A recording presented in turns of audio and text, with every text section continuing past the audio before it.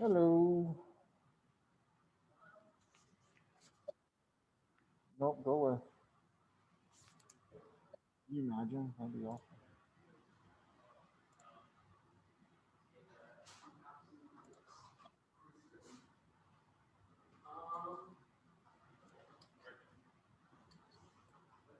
It's very important.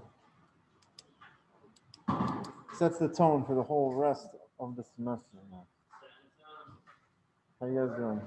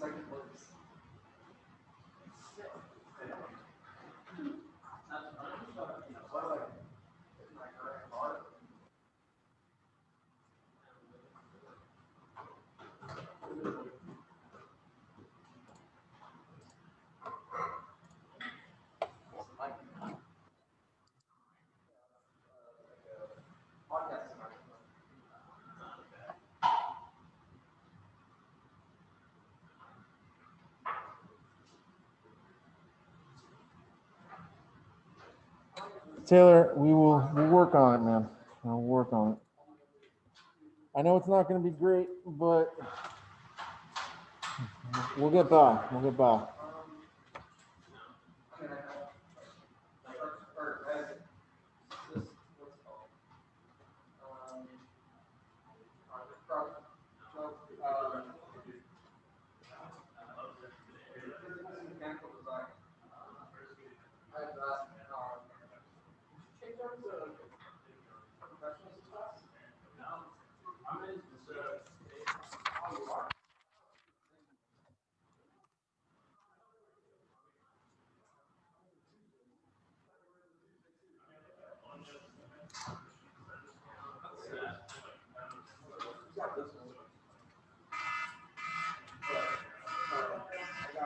Headphones up.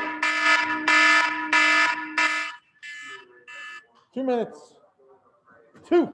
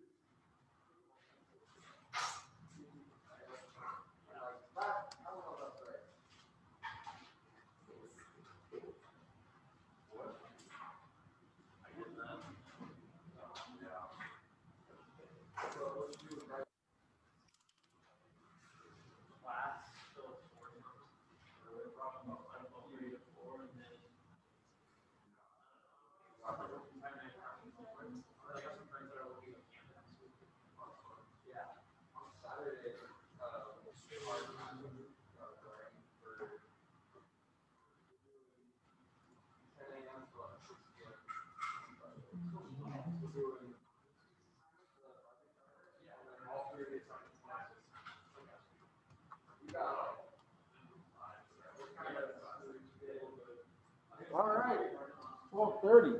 Let's get rolling. Let's get rolling. Lord, thank you for bringing us together this afternoon. Thank you for the promise of the weekend coming up.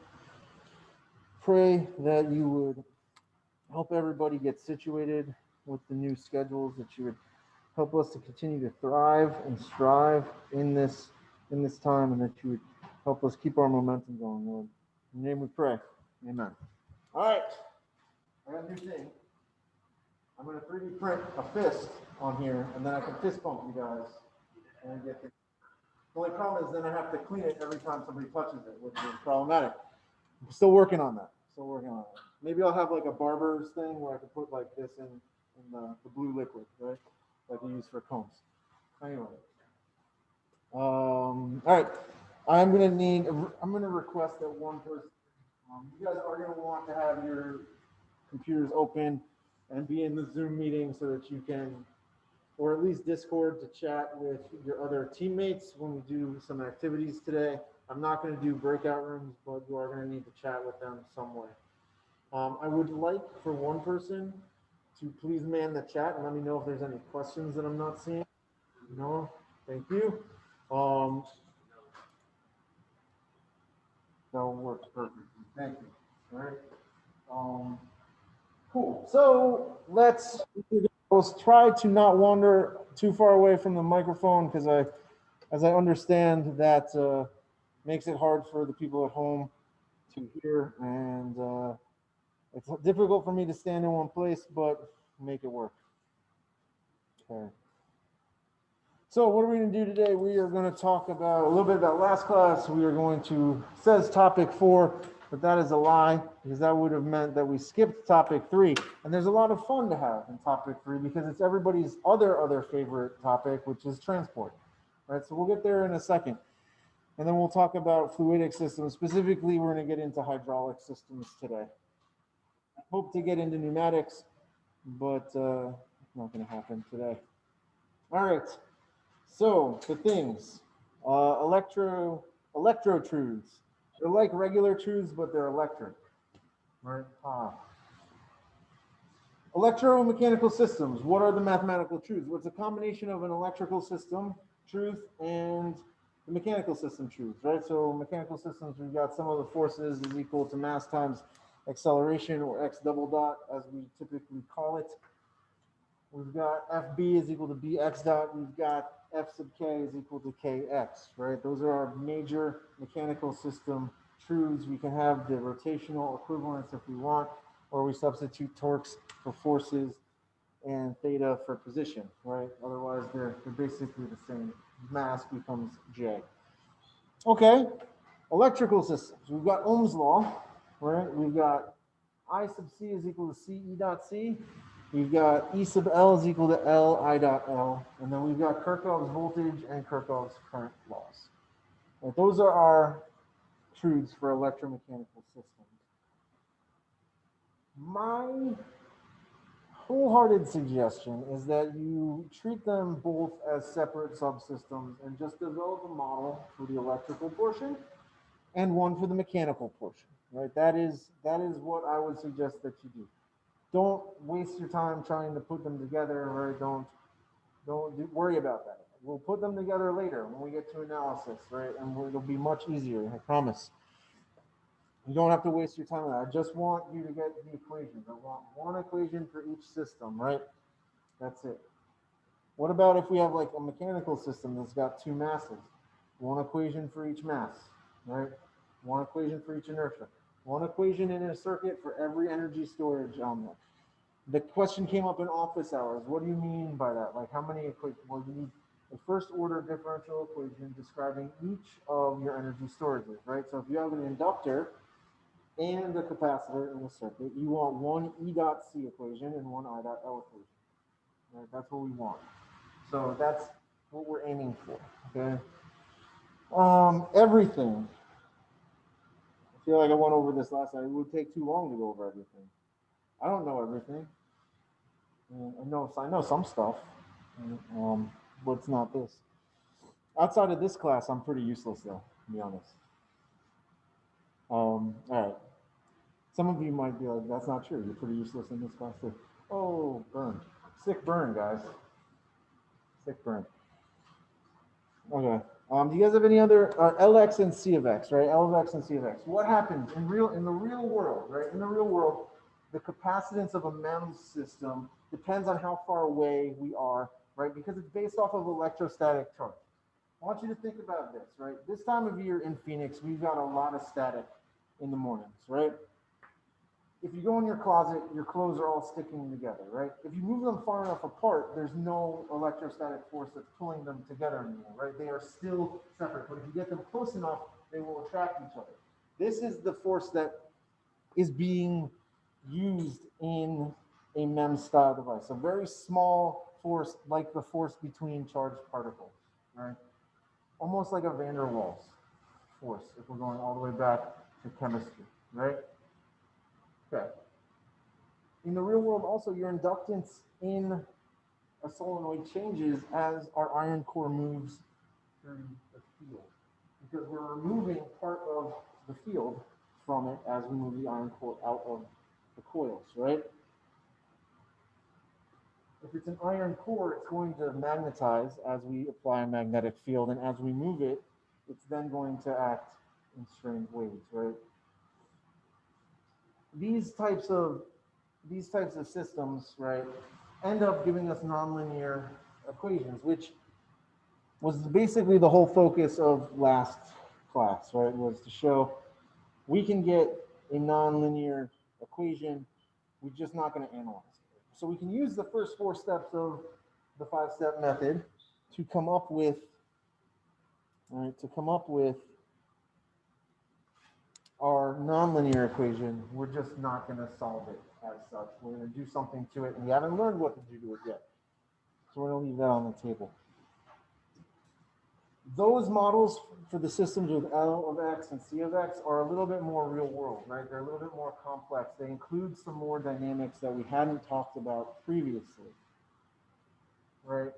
The $1,000 question, right, or the $100,000 question that you guys are all thinking, and I can see it, you're thinking it's so hard, is that going to be on the test, right? That's the big question, right? If something like that's on the test, you're going to be given all the things that you need to do it, okay? For me to know if it's on the test, I would have to have written the test already also, which is not happening. So there's that. All right. You guys have any other burning questions right now?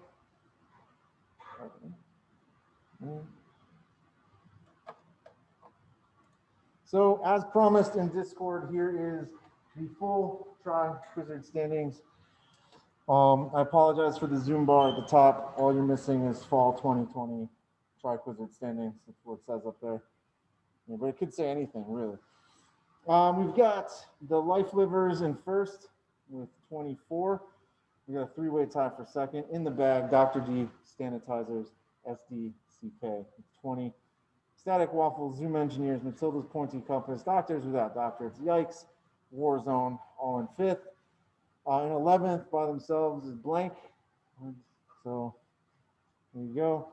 We've got Zero Division.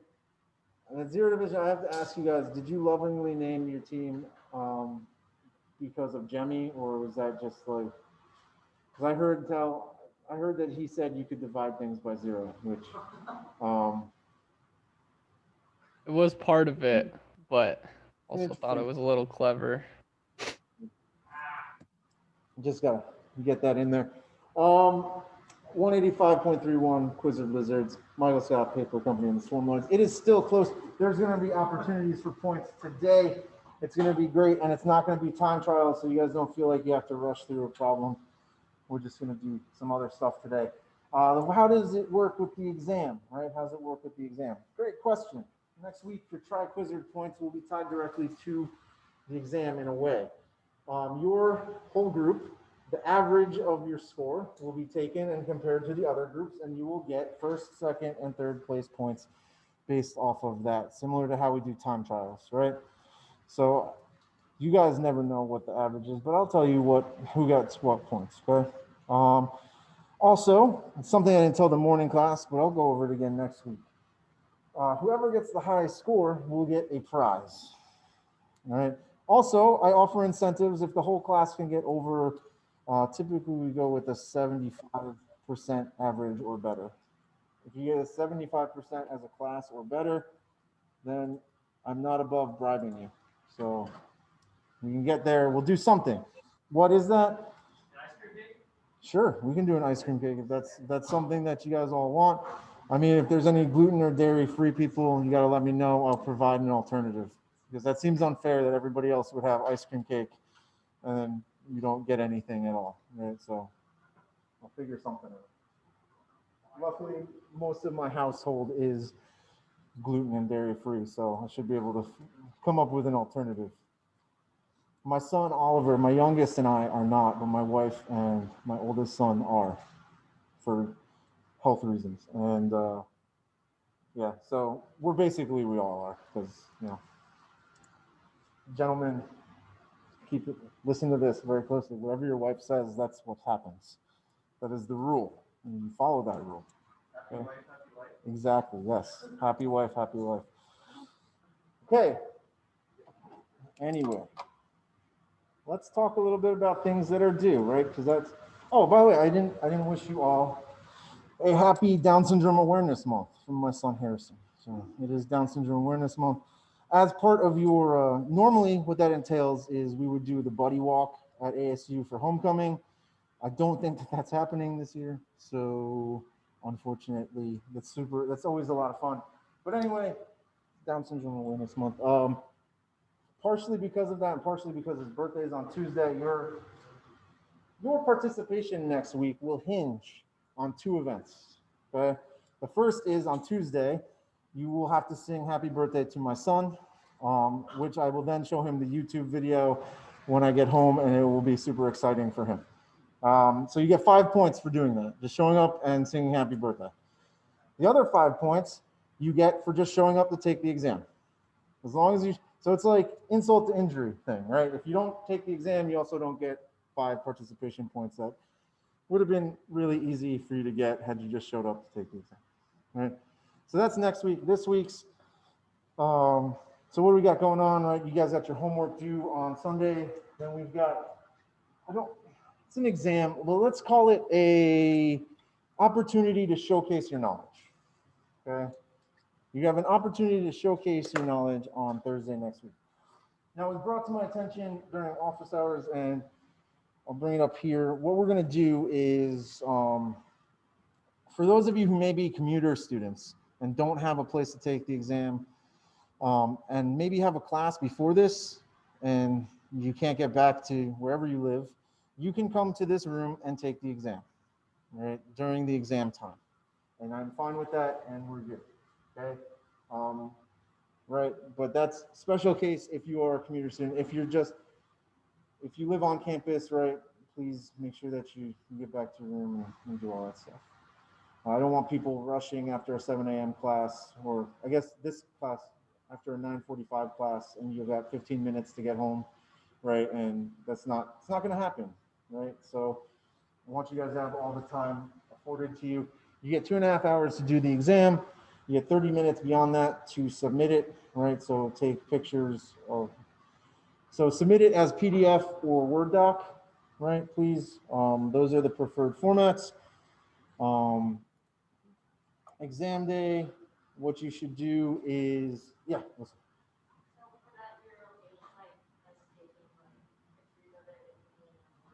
Yep, it's fine. I know a lot of my phone and probably a lot of others have like little scan apps that you can do too, right? Which will export it directly to PDF. Either way is fine, but preferred PDF or Word doc.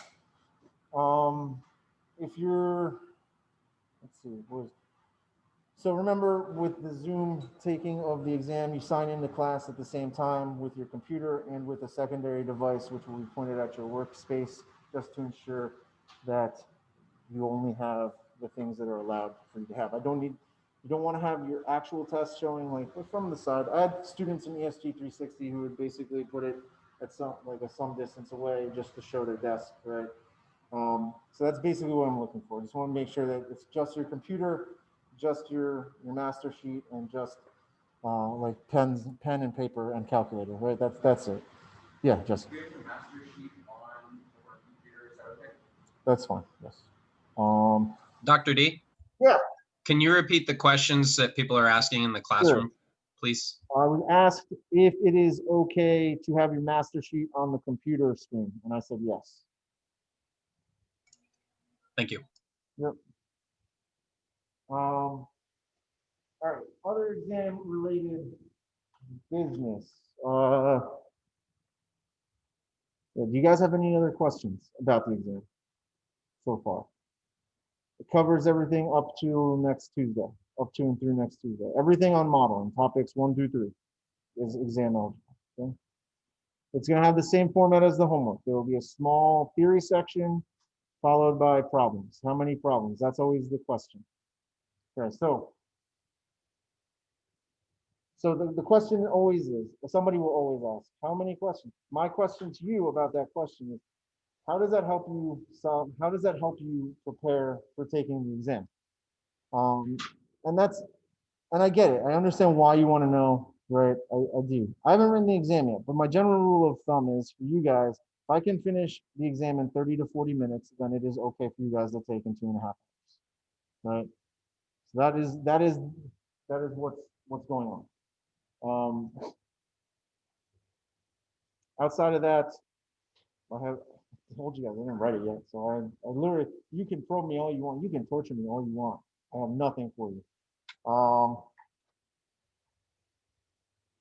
But that's exactly what I would say if I had written the exam, right? So, I mean, anyway. Let's see. Do we have any other questions on the exam? Remember, homework 3 is due. I'll post that today. Tonight at some point on laptop, so you guys have it.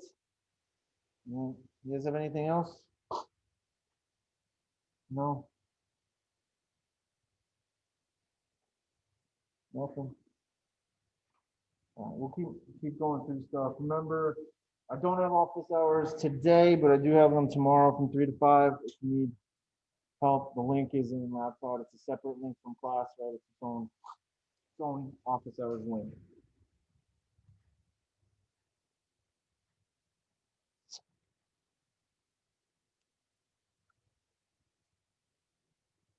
All right. So, topic 3. Like I said earlier, we were jumping from everybody's favorite topic to everybody's other favorite topic, right? Transport. It's not really transport. Okay? It's really more along the lines of thermodynamics. Okay. But as you guys may or may not remember, thermo is heavily based on some of the principles that we encounter in transport. All right. So what is our goal here? Our goal is to be able to model hydraulic and pneumatic systems using conservation of mass. We want to be able to select the appropriate resistance relationship, whether we're using laminar, turbulent, or orifice flow. And we want to create an accurate thermal resistance model for conduction, convection, and it says radiation. We're going to get an equation for radiation, but we're not going to do anything with it because it's nonlinear. So we're just not. Okay? It scales with the temperature difference to the fourth. Just in case you guys remember. And the Stefan Boltzmann constant. Okay. So what am I expecting you guys to know? Well, so first of all, in the chat, please, if you will, just a general survey. It doesn't matter either way what happened, but I'm just curious. How many people had Dr. Williams and how many people had Professor Tan? So 1 for Dr. Williams and 2 for Professor Tan.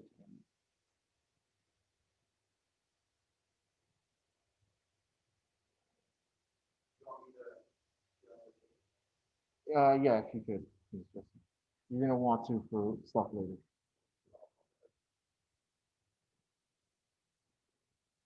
1 factorial, also 1.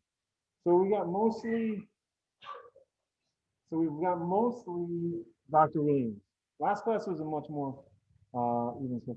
Oh, Taylor, you had Professor Tomford for thermo. Oh man. Oh boy.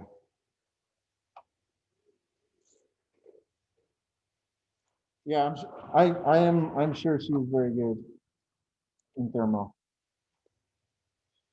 I'm so good at thermo, I taught it one semester and they never let me back. So there's that. All right. All right. So what are we getting into here? What is a fluid system? Not a rhetorical question. Somebody give it a shot. What is a fluid system?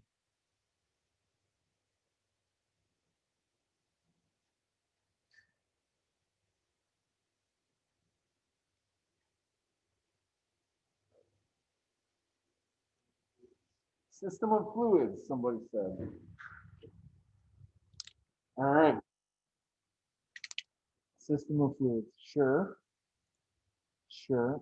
But when we've been talking about systems, different systems. Right? We talked about electromechanical systems, right? And we said that that was a system that takes electrical energy and creates and changes it to mechanical energy, or vice versa, right?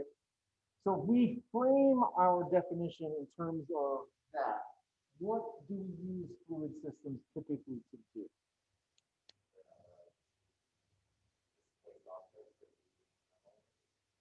Sure. So for a fluid system, we would take fluid energy and convert it to mechanical energy, right?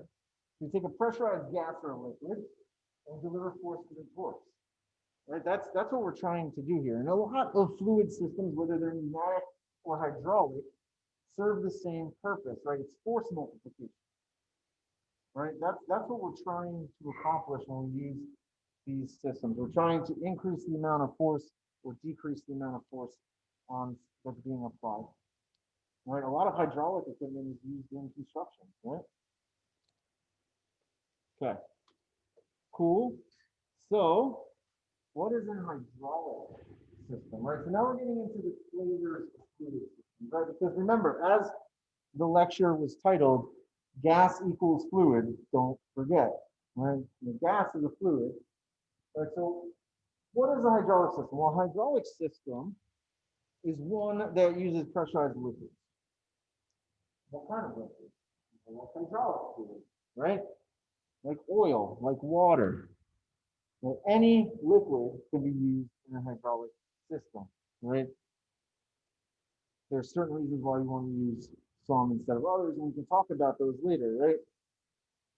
What about a pneumatic system? What do you guys think a pneumatic system does?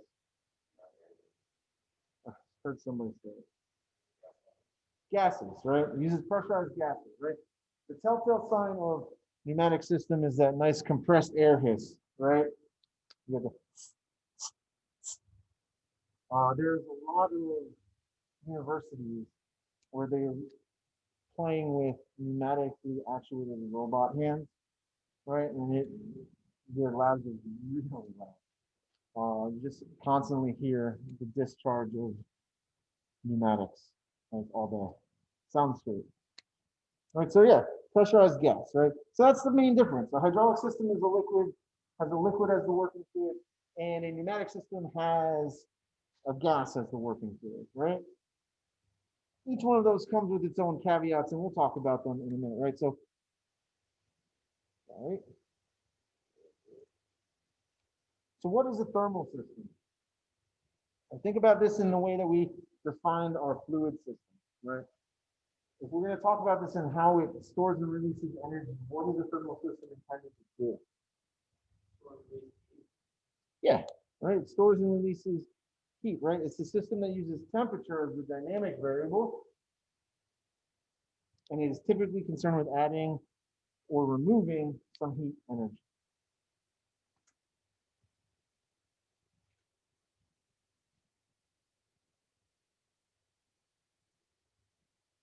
Okay. So we're going to jump into hydraulic systems. I know it says pneumatic systems up there. It's a bit ambitious on my part. We're not going to get there. We're going to just do hydraulics today. We'll do pneumatics and thermal on Tuesday. Once we do the legwork with deriving hydraulic system truths, the pneumatic systems kind of follow the same path. There's just one slight difference that we'll talk about when we get there. All right, so here's a general question. What are the basic units of a system called? All right, so if I broke a system down to its smallest possible units, what do I call those?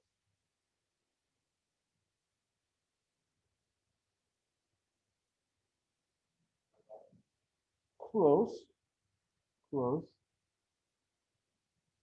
So all systems have these basic parts. Elements, there it is. Well, you got elements. So the other hint was finish that sentence. Right? Elements, right? So every system has elements, and hydraulic systems are no different. So what are we going to talk about? Right? We got to talk about the hydraulic system elements. Hydraulic fluid systems are composed of high pressure pumps that drive fluids into a fluid capacitance, right, or a reservoir that will store energy due to pressure, and then route that to other areas using hoses and valves that connect to various other places. Okay. Our fundamental variables in this case are going to be pressure. All right, so the dynamic variables we have here are pressure, right? We might be interested in a change in pressure, which has pascals and newton per square meter. Mass flow rate, which the book uses W for, which I am probably going to write as M dot more often than not, but you might see it as W, so just be aware that that's what they mean. That's in kilogram per second. And volumetric flow rate, or V dot. That's how so you see this, me write this V, that's volume. This one's velocity. That's specific volume, but we won't need that one really for this class.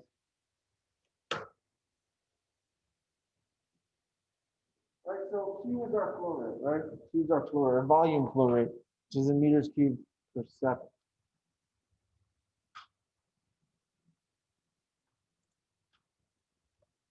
So in order to start the discussion, we're going to want to talk about fluid bulk modules. Fluid bulk modules. So what is fluid bulk modules, right? It symbolically uses beta and measures a fluid's resistance to compressibility. So right off the bat, we can see that this is going to inform us about the compressibility of our fluid, which, as we hopefully remember from transport, right, is important with how we deal with the fluids that we're using, right? If something is compressible versus incompressible, how does that change our equations? And we'll get into this. How does it let us know? Right, so what's the difference between something that's compressible and something that's incompressible?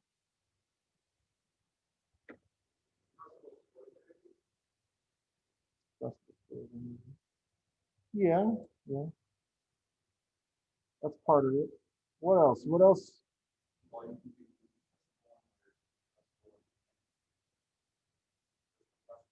So you're there, Jesse, right? So Jesse said was that the volume can't change in incompressible, but can in compressible, right? That was, and you're close. Right. So if a fluid is incompressible, the density remains constant, which is where you were going. What you were going for. And so the density remains constant over time, whereas when it's compressible, the density can change over time. And the density can change or the pressure can change as a function of the density changing, right? Typically, we like our fluids to be compressible, right? Because of this exact reason. Then You don't have to worry about our density changing with time and what that does to our hydrostatic pressure and all of those things, right? So we can write this equation as beta is equal to rho naught, so the standard density of our material. Think of it as the initial density of our fluid times the rate of change of pressure with respect to how my density changes. What do we use this for? We use bulk modulus to check whether or not our fluids are considered to be compressible or incompressible. That is what we use this for. It is equivalent to the elastic modulus in solid mechanics. Essentially, the bulk modulus is a measure of how stiff our fluid is, right? Which goes back to what Zach said about how it stores energy, right? Because if it has a higher bulk modulus, right, it will be stiffer. And if it is stiffer, it's going to take more energy to move it, right?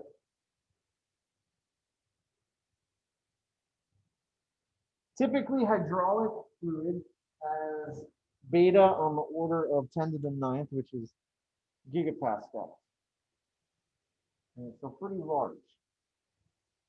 And it typically has a density of 860 kilogram per cubic meter. Kilogram per cubic meter. Therefore, large fluid pressures, changes around 20 megapascals or so. For large changes in pressure, the fluid density only changes about 2%. So we consider that to be a stiff fluid. And if we have a large bulk modulus, then we can assume compressibility. If we have a low bulk modulus, we cannot assume compressibility. Right? I'm sorry, I said that backwards. Large number indicates a stiffer fluid. Large number, incompressible. Low number, compressible. Okay.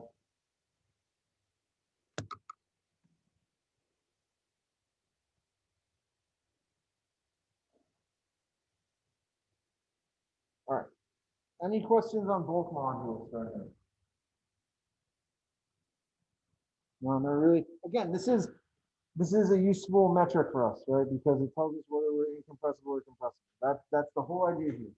Right? Is we're going to use this at some point today in one of our other element equations, but for right now, this is what it's telling us, right? So we can talk about resistance, and resistance is,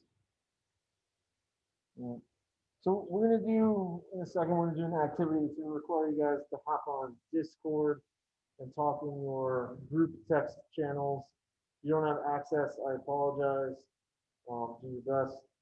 We'll talk about this in a second. So any component of a system that resists flow or dissipates energy is resistant, right? That seems pretty, right? So what electrical and mechanical elements are analogous to fluid resistance, right? So in your groups, talk about them. One person from each group will then private message me in Zoom with your group name and what your answers are. Every one that you get right, you get 2.5 tri-quizzer points. Okay.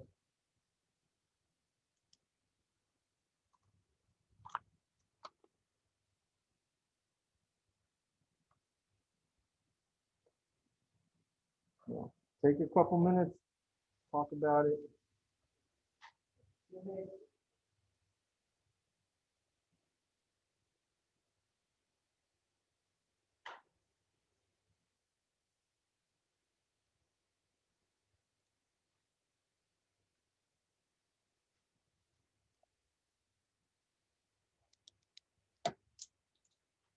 Remember, when you think you have the answers, private message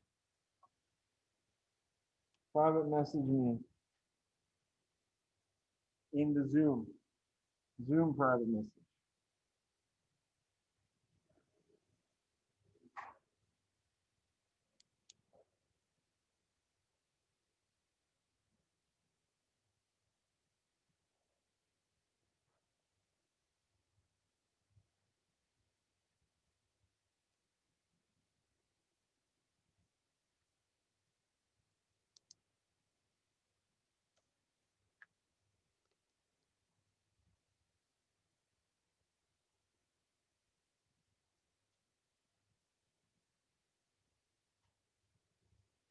Remember, put your team name with your message.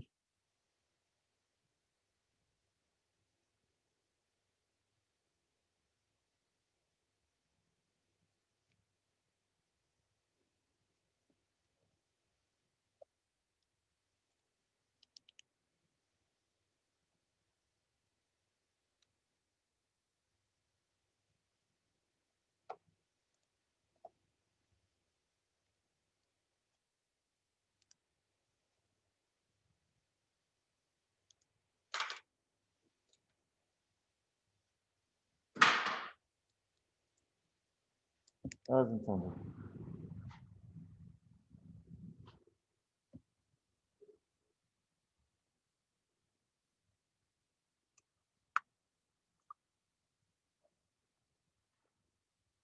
Okay.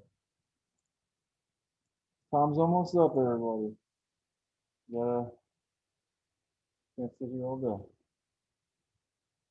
day. Take another minute, get your answers in.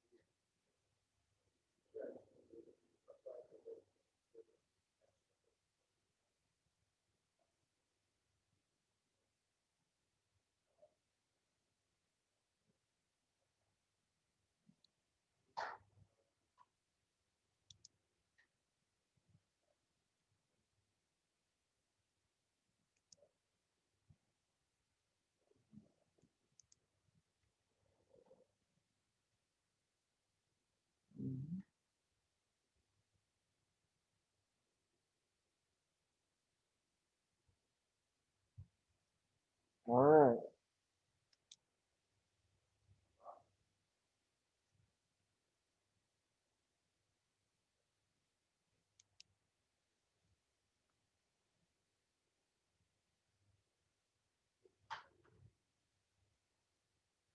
Get them in. Blank. Come on. Come on, blank.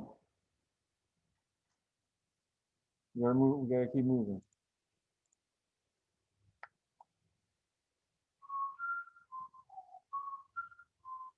I had the Jeopardy music I play. I don't. All right. What is it? All right. Moving on then. So what are they? Now, what are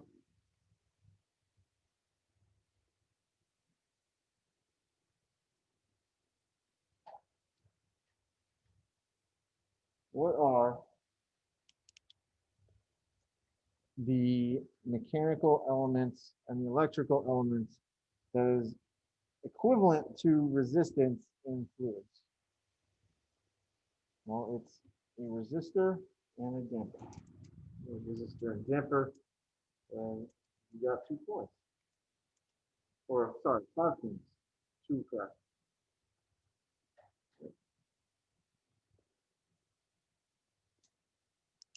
All right. Hopefully we remember from transport that flow can be classified as either turbulent or laminar. And hopefully that's one of the things I would expect you to remember, right? Except that some of you would probably be like, but Dr. D, that's not entirely true, right? Like, Dr. D, that's not.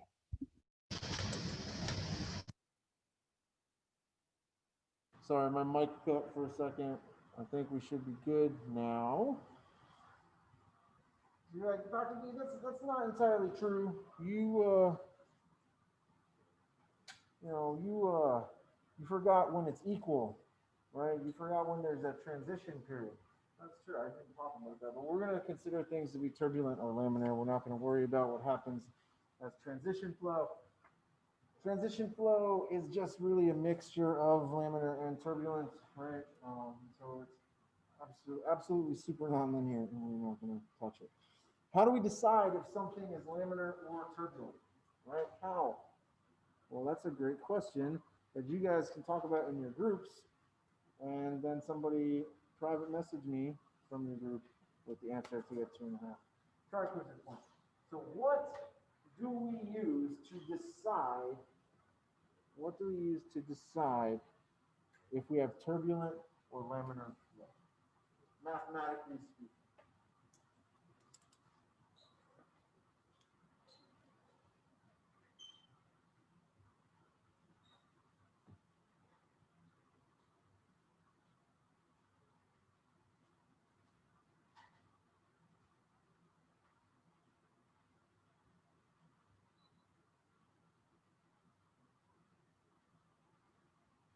Remember, put your answer in a private message with your team name.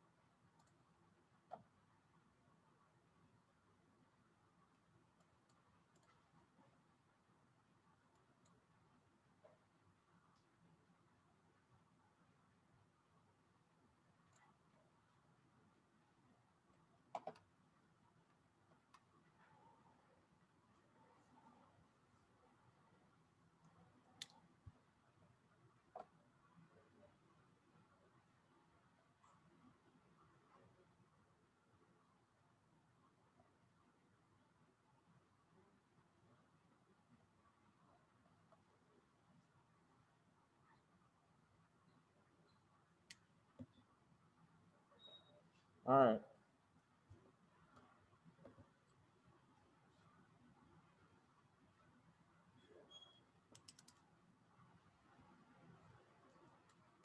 All right. Everybody has answered. Everybody got it right. It's the Reynolds number. You guys did it. We remembered the Reynolds number. Dr. Williams will be so happy later. I'm going to text him on my way home and be like, hey, man, good job with that Reynolds number stuff. All right. So what about laminar resistance, right? So here's the thing. The resistance to fluid flow depends on the regime of our fluid flow, right? Depends on whether we have laminar flow or turbulent flow, okay? So we're going to have to come up with an expression for each one. All right, so in this pipe that we have up here, let's assume that it is a small capillary tube, right? It has a small diameter when compared to the length. What would you expect the velocity profile to look like if you had to draw it for this pipe?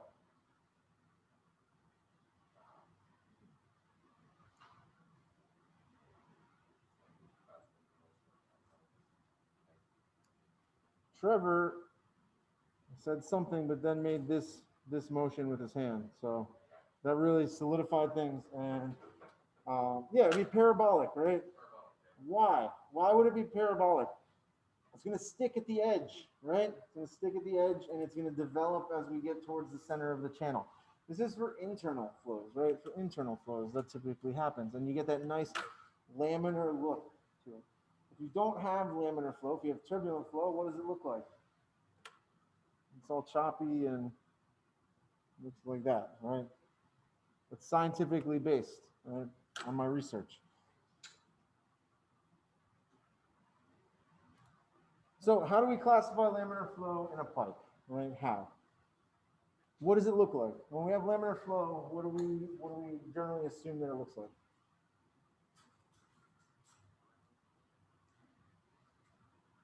What is the quality of laminar flow? Close. 23. 23. So an internal flow. But it's a nice smooth flow, right? It's nice and smooth. It has very little eddying or vortices, right? It's nice and smooth. It has our nice parabolic profile, right? So if we're talking about this particular pipe, we consider a long capillary tube with low volumetric flow rate or a low pressure drop from 1 to 2. The flow is dominated by viscous forces. It's dominated by viscous forces. What does that mean for us? Well, that means that the change in pressure is equal to the resistance. R sub L is just the laminar fluid resistance with units of Pascal second per cubic meter. Delta P is equal to R sub L times Q, and that's a nice linear equation. That's a nice linear relationship between pressure drop and current. Does that equation remind you of anything that you've seen before? No. Does it have certain aspects of it that remind you of Ohm's law? Remember, if this is equivalent to the resistance in a circuit,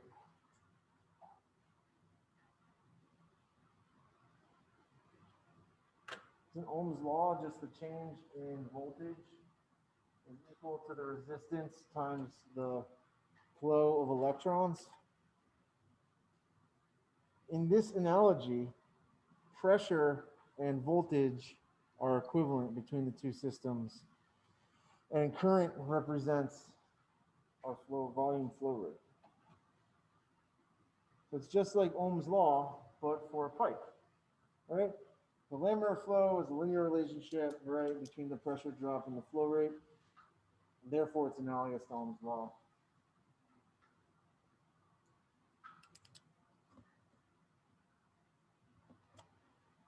Laminar flow, we are going to say for an internal flow, laminar flow exists below 2300 Reynolds number. Here's a fun question. What's the units on Reynolds number?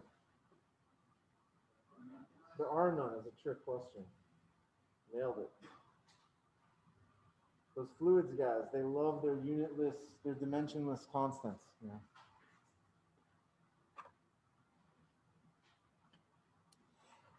This is an interesting factoid here that we'll talk about, but then summarily probably never use it again, except for very specific situations. But when you have a pipe length that is significantly larger than the diameter, we can use the Hagen-Poiseuille relationship for laminar resistance, which tells us that our laminar resistance is 128 mu times the length of the pipe divided by pi d, the diameter of the pipe to the fourth.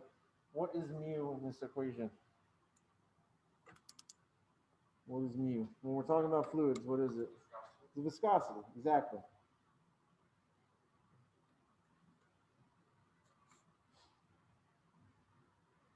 Okay. It's nice to know, but it's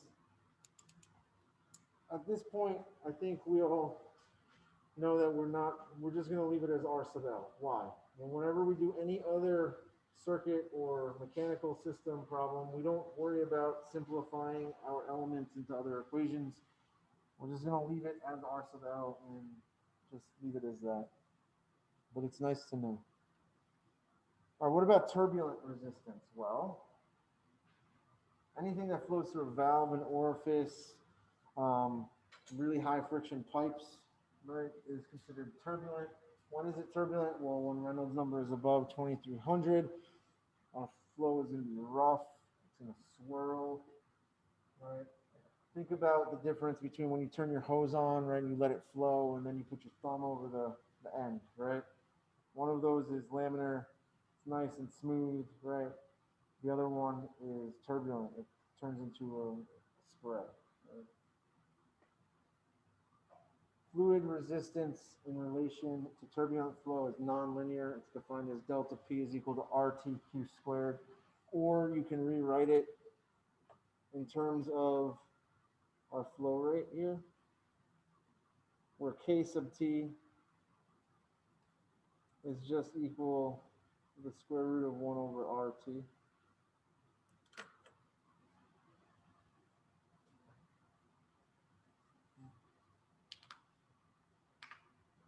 We're going to see later why we want to have things in terms of flow rates for the most part. When does turbulent flow never happens, right, in the real world, ever. So we don't have to worry about it, right? Well, unfortunately, that's not the case, right? Anytime you have a bend in a pipe, anytime you have a high friction factor in a pipe, right, you're going to have these turbulent flows, right? And then, so think about what happens, right? Think about this. You're flowing, right? You hit the bend in a pipe, which is essentially a 90-degree bend. It's going to hit the wall. It's going to start swirling. Eventually, it'll go up. But you do have this turbulent nature that's been put into it, right?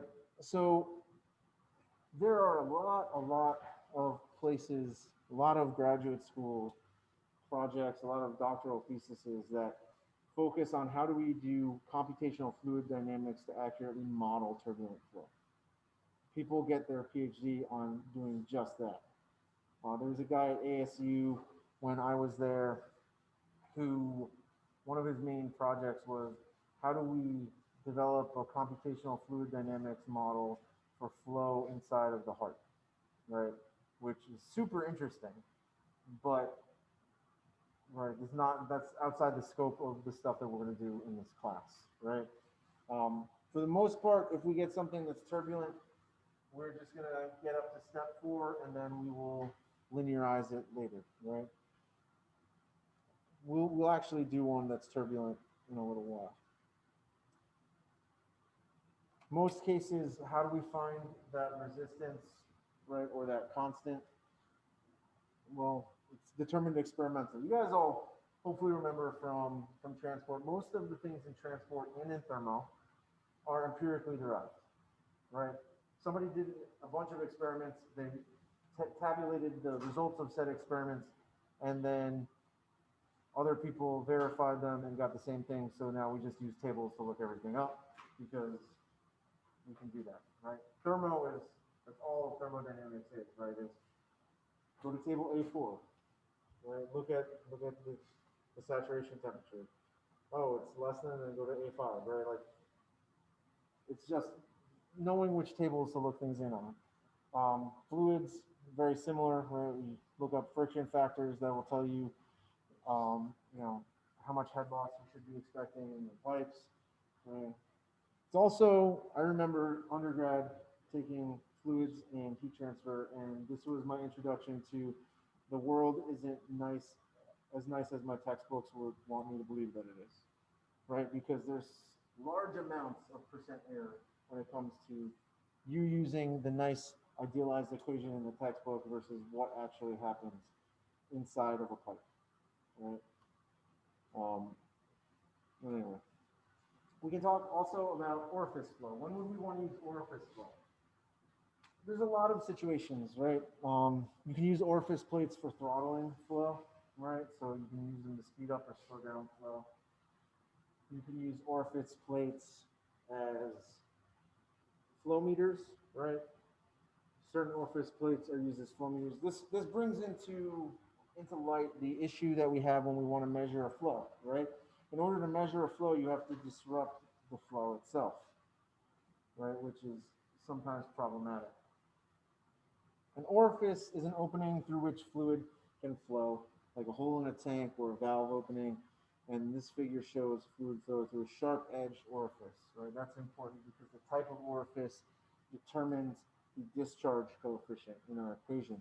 If we wanted to figure out the flow rate, we could do that using Bernoulli's equation, right? And if you want to see the derivation of Bernoulli's equation, you can check it out in the textbook. We're not going to go through it today. But Q is equal to the area of my orifice opening, right? So the area here, what is the area of my opening? C sub D is my discharge coefficient, and this is provided to us for sharp orifices. That's 0.62. Where do you get the other ones? Well, they're tabulated for you. And if you had your fluids book, you could take a look.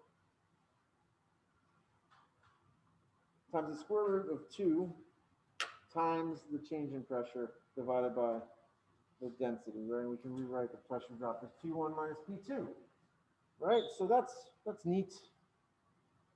All right, so what is this? If we look at this, that's all well and good, but really the only thing here is that the flow rate depends mostly on the area of the opening and your discharge coefficient, right? Everything else is scaled by the half power.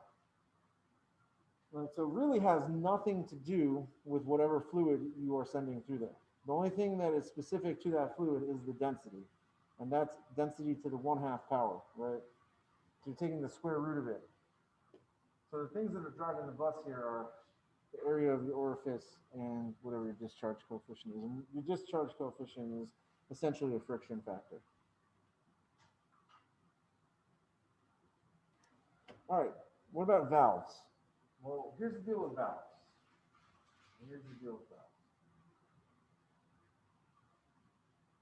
Valves cause resistance in a pipe, right? If we're going to draw one, right, it typically looks like this down here in our diagrams. Why does it look like that? Well, I'm glad that you asked. It's supposedly, well, the story that I heard supposedly goes that it's supposed to look like a valve handle, right? Purely anecdotal. No, I have no way of backing that up, right? So be aware. But anyway, so valve. This is what a valve looks like. The valve position Y alters the orifice area A sub V, and hence meters our flow. And we've all experienced this, right? You open up your bathtub just a little bit, a little water comes out, right? You just, you go use the hose. You can turn it a little bit, right? It's a continuous thing. It's not a binary thing. You can allow a little bit of flow or a lot of flow using these valves. Okay. Here's my valve area down here for this particular valve. Okay. What's my opening? Remember, it's the opening of the valve. Right? Oh, no. Remember, it's the opening of the valve. This is the area we're interested in. Okay, so if we look at this, right, how are we supposed to determine the resistance through that valve, right? Depends on whether we're laminar or turbulent. Right? That's where that comes from. That's where this gets put into play. Is the valve, if we have laminar or turbulent flow through the valve, or do we have an orifice plate instead of a valve, right? Do you guys have any questions on resistance?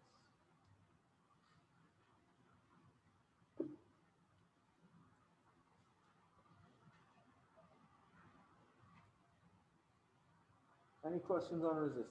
We're doing all right. So is this acting similar to like a variable resistor in like an electrical system? You can change the resistance? Yeah, I mean, in a sense, yes. We are going to assume that all of our resistance is constant, though. We're going to assume that we have everything fully opened, or if there is a change, right, half of the way opening of the valve is half of the resistance. Or, I mean, I guess twice the resistance, right? Half the flow. If that makes sense. Yeah, we're going to assume a linear relationship with laminar versus laminar flow versus orifice opening. All right, so here's the next attempt, next chance to get points here, right? Capacitance is a measure of a system's ability to store energy due to fluid pressure. What is the equivalent to capacitance in a mechanical and an electrical system?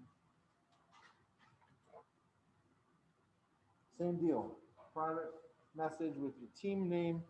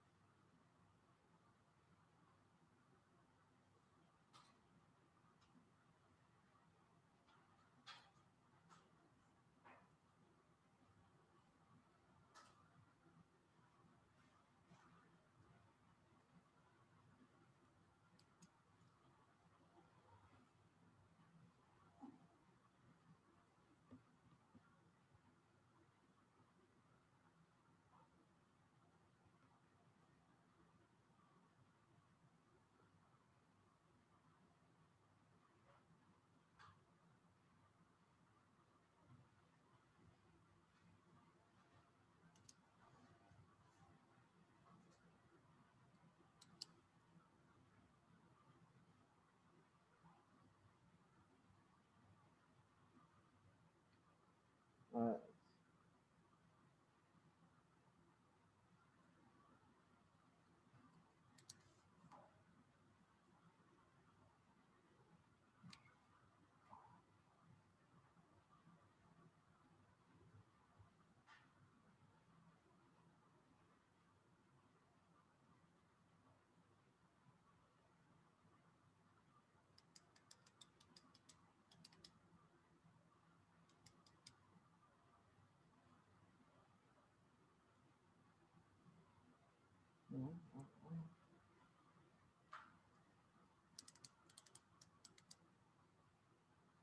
All right.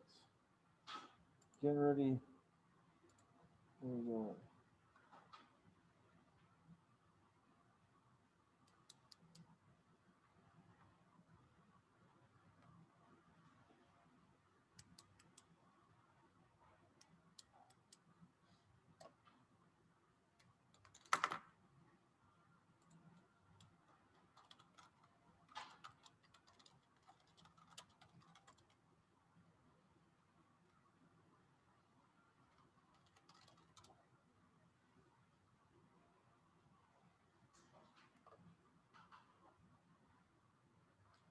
All right.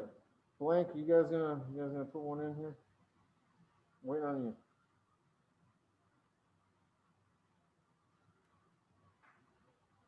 Waiting on blank.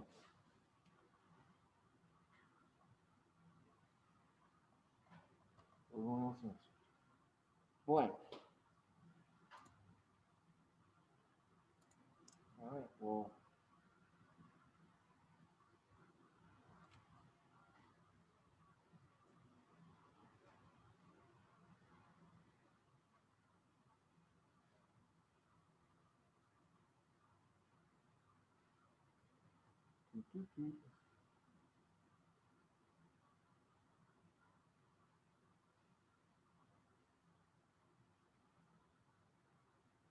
Display people.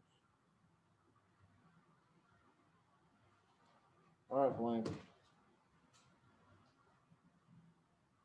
Mike, you just want to tell me what your answer is, Mikey? I'm not getting the private message from your team. You want to just tell me? Sorry, one more time? Okay, you guys went with spring. Got it. Cool. Okay, so what do we got? What is it? Well, a capacitance should be a capacitor, right? That's the easy one for electrical, the electrical analog.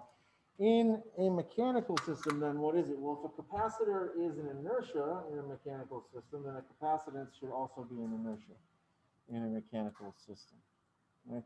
So you're looking at a capacitance being a capacitor and an inertia or mass. Right? Okay.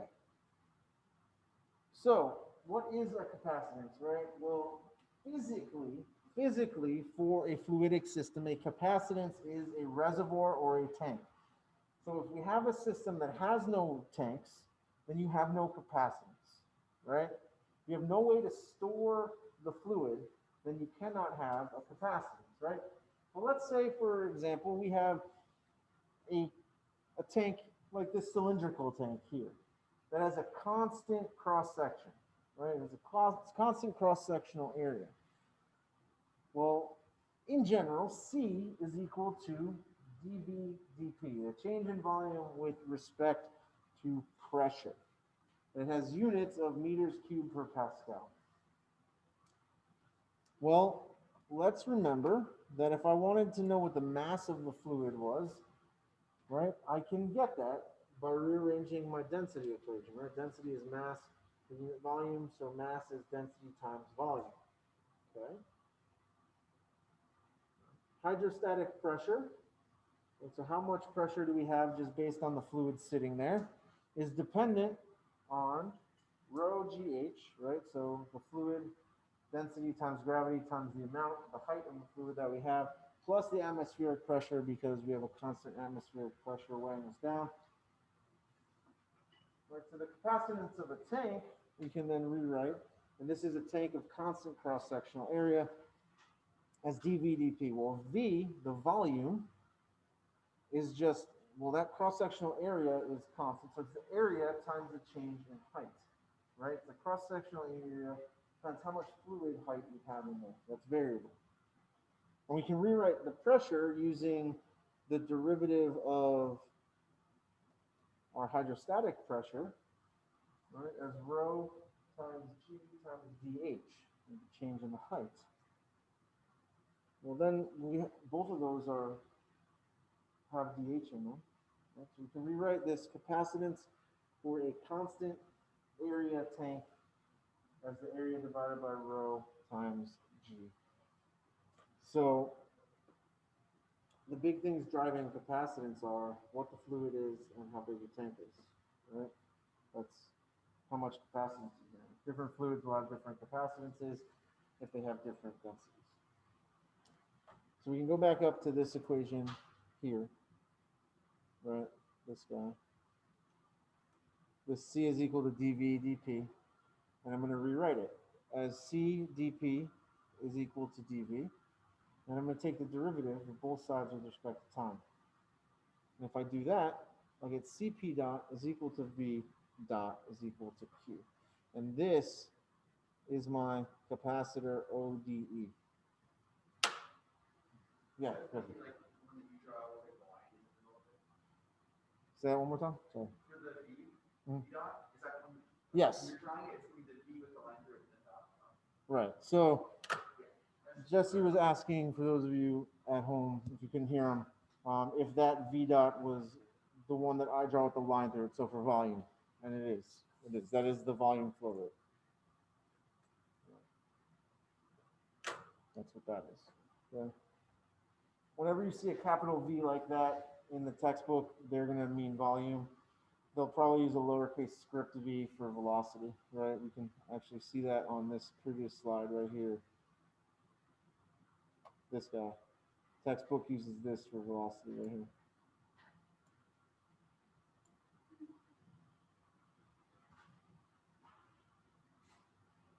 Okay, so that's our capacitor equation, right? Cp dot is equal to Q.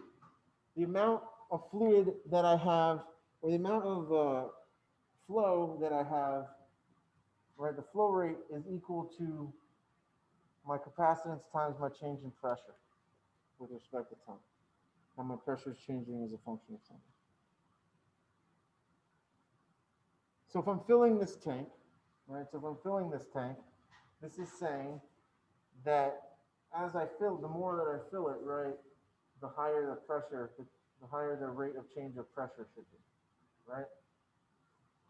The faster that I fill it, the faster the pressure will increase, which I think makes sense based on what we know about tanks, right? The more that you fill it, the pressure will increase, but the faster you do it, the faster that pressure is going to increase. So we've got inertance, and inertance isn't going to be worth any points. You guys have already raked me over the coals for these points, guys. Yeah. So what is inertance? It's a fantastic question, and I'm so glad that you asked. It is the effect due to fluid inertia as it accelerates along a pipe. Thus, it is similar to what in an electrical system? We've only got one choice left. We've used the other two. What's the one electrical element that we haven't talked about yet? Heard it, inductor. What about mechanical system wise? What are we? It's a spring. Now this is the part where I tell you that we will probably not ever use this inertance equation for anything, right? But it's good to know. Inertance is a property that is inherent to a system, right? It is all about how much energy it takes to start moving a fluid, right? We are going to largely ignore this in most of our models. But the pressure drop due to inertance is delta P is equal to LF Q dot, which again has our electrical counterpoint here, right? It's the same form as our inductor equation. Remember, voltage is P and current is Q. Okay. So now we're armed with the elements, right? So what's the last thing that we need? What's the last thing that we need to talk about? Right? Because we've talked about all of our different elements, but we haven't talked about one thing that's really important. We haven't defined what physical laws are going to define how our system operates, right? We don't have our Newton's law for fluids yet, right? We don't have our Kirchhoff's laws here yet. So what are we going to use to develop our models, right? That's the question. And turns out, if you were paying attention to the objectives, right, we are going to use conservation of mass. Conservation of mass is one of those big tick that I do expect you guys to remember from transport and thermo, right? Same with conservation of energy, right? Same with conservation of energy, or as some people like to call it, the first law, right? First law of thermodynamics. As I've heard it called that before. I don't know, somewhere. So, what happens, right? We have a specific control volume here, right? It's arbitrarily chosen. Let's imagine for a second that we're using a bathtub, right? Our control volume is the inside of our bathtub, right? And I have some mass entering. I turn the water on, right? And the water enters my control volume, right? And I have the drain open because, I'm made of money, so I'll just let the water flow through and it won't be a big deal. Great. So I got the drain open, and so some water is leaving, right? So I've got some mass coming in, I've got some mass leaving. But the mass isn't leaving at the same rate that it's entering, right? It's leaving at a slower rate. So I'm actually accumulating some mass flow rate inside of my control volume, right? So conservation of mass tells us that m dot CV, the mass flow rate inside of my control volume, is equivalent to the sum of my mass flow rates coming in minus the sum of my mass flow rates leaving. If we don't accumulate any mass in our control volume, then we set it to 0, right? Because m dot would be 0.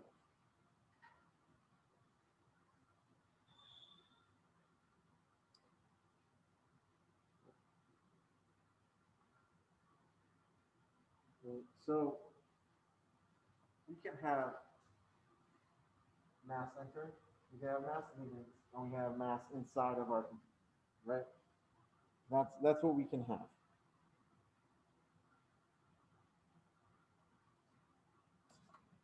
Oh, that's not the right way. So let's try one. Let's do this one together. What are we supposed to do here? Well, I've got this sweet tank, right? I'm filling it up with some flow rate in, some Q in. The water has gotten to a certain height, right? It's going to flow through my valve, and it's going to exit to atmospheric pressure. Notice that the base pressure is called out there, right? because why? Because that's the amount of pressure that I'm going to have on the left-hand side of my valve, right? It's the pressure at the level of the valve. What do I need to do? I want to derive a mathematical model for hydraulic system, assuming laminar flow. I also want to do part B, which is do the same thing, but for turbulent flow. And then finally, for part C, I'm going to repeat A and B, but I'm going to change my dynamic variable to height. Right? I want a model expressed in terms of the liquid height H. Okay? Okay.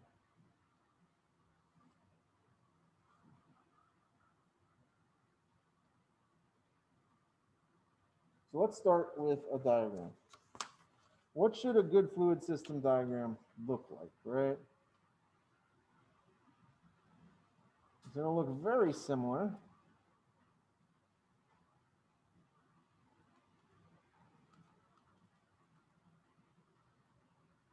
to what we had on the previous page.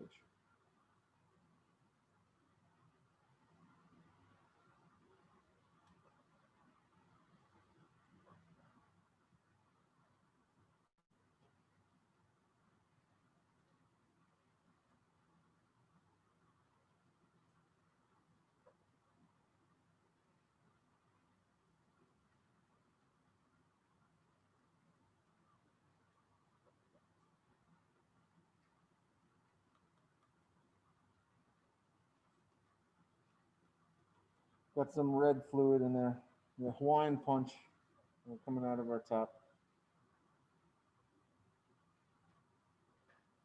If I could make it purple, I would, but I can't. They won't let me on this. It's very strange that GC would have purchased this particular screen without the option of being able to draw in purple.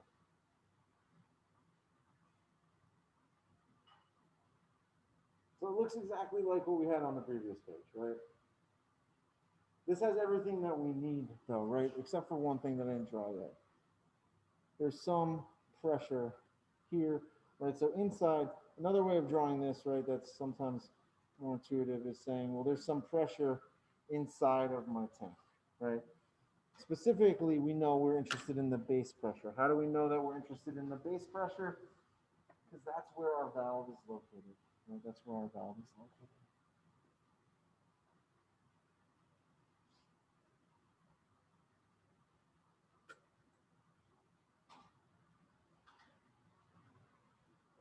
Okay. Sweet. So now what? Now we get our inputs and our outputs, right?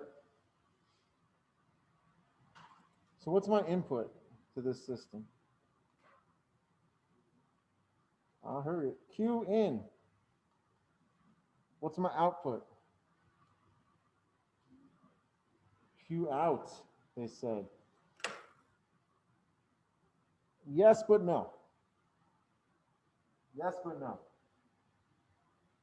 So let me ask you this.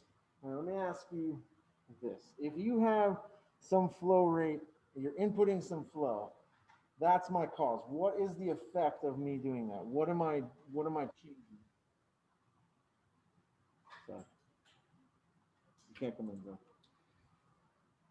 bro. What is the effect of putting this flow in? What am I getting out of this in my system?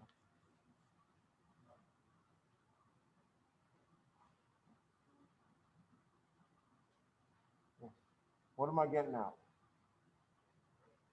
Pressure. Yes, you're getting some pressure, right? You're going to fill this tank. You're going to build up some pressure in the tank, right? And that's going to cause that pressure difference is then going to drive your fluid out through the valve, right? That's what we're trying to build. So it's actually pressure, right? Why wouldn't it be Q out? Well, okay. When we were talking about electrical systems, right? Q in is the same as a current coming into your system, right? If we had just a resistor and a capacitor there, right? What are we trying to get out? We're trying to get a voltage drop out, right? A voltage drop is the same as a pressure drop, okay?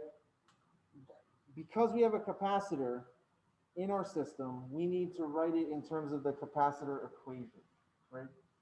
It's great that we have some flow rate out, but more importantly, think about what the system, what we need to know about the system, right? If you're going to pressurize this tank, you need to make sure that you're not over pressurizing the tank, right? Pressure vessels need to be kept at whatever pressure that they're supposed to be running at, right? So it's P. Later, for the second part of this, we're actually going to change our dynamic variable to H. Why? Because they asked us to in the problem statement. Chris just asked the question, are we assuming that Q in is equal to Q out? No, we are not. Good question, and we will talk about that. We will talk about that, right? So, Chris, we're gonna get there in like 2 seconds, man. 2 seconds. All right. Is everybody okay with the inputs and outputs? In this case, we want to make sure that we're describing what is physically happening in the system and what is important to us in the system, right? And remember that pressure drop, that pressure change is what is driving the liquid to be forced out, right? It's driving this process.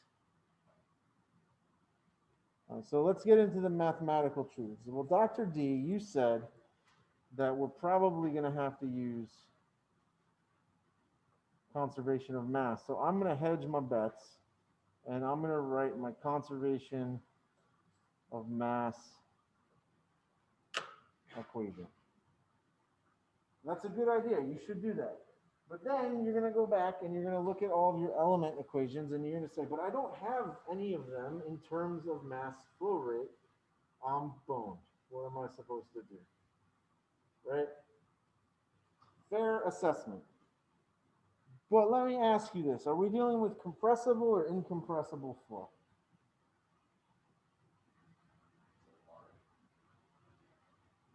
So I said it was fruit punch. It was mostly water.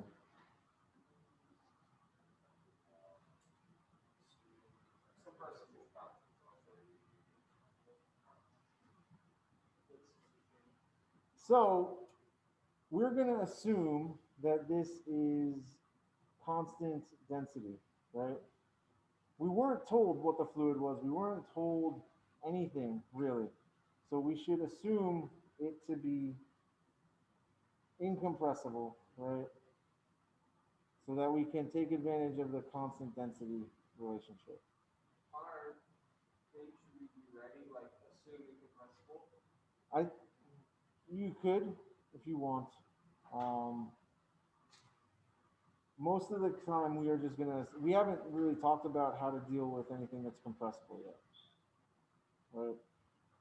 And typically when we start talking about compressible flows, it's gonna be a gaseous flow as opposed to a liquid flow.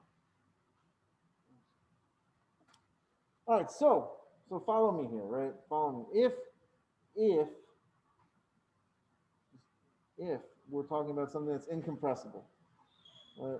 Well, I know that density is mass per unit volume, right? Which means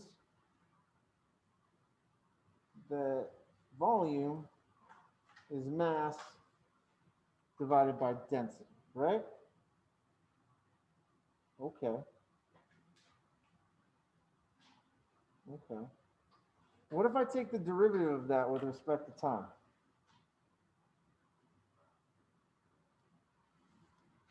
Wouldn't I just get V dot, which is equal to Q, equal to M dot over rho? Yeah. Okay, so still not seeing how that's helpful, all right? Fair. What if I then divide both sides of my conservation of mass equation by the constant density of the fluid? What happens then? Well, if I divide both sides by rho, which is completely legal, right? Because I did it to both sides of the equation, so that's fine.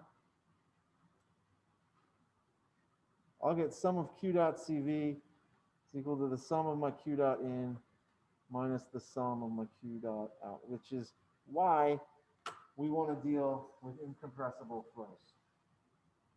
Because the density is constant, we can do things like this. This is not conservation of flow rate, right? Even though that's what it looks like. Okay. So what elements do we have in this particular system, right? I've got a tank and I've got a valve. Tank can be modeled as a capacitance. So why don't I write my capacitance equation? And we were told that we specifically have to do this one two ways. And we know that a valve is going to induce a resistance. So we've got a laminar resistance, which is going to be Q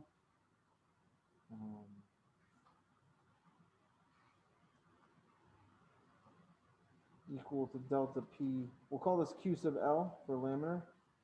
All right, so all I did was rearrange my delta P is equal to Q sub L times, or R sub L times Q, right? So this is my laminar, right? And for turbulence, we have Q sub T was equal to K T square root of delta P. And that came from our notes. So we're going to run this through two ways. But the only thing that's changing is that resistance, right? The capacitance isn't changing. The tank doesn't change based on regime, right? Tank doesn't change based on regime. All right, so I've got laminar, I've got turbulence. I want to talk about this, right? So the flow rate of the capacitor, right? The flow rate in the capacitance. Which one of these flow rates do you think it is? Is it Q in? Is it Q out? Or is it Q CV? And that shouldn't be Q dot. That doesn't make any sense, right? It's already a dot. Is the flow rate in the capacitance, is that flow rate, is that going to be the amount that we're accumulating? Is that going to be the amount coming in? Or is that going to be the amount leaving? Remember, it's a tank.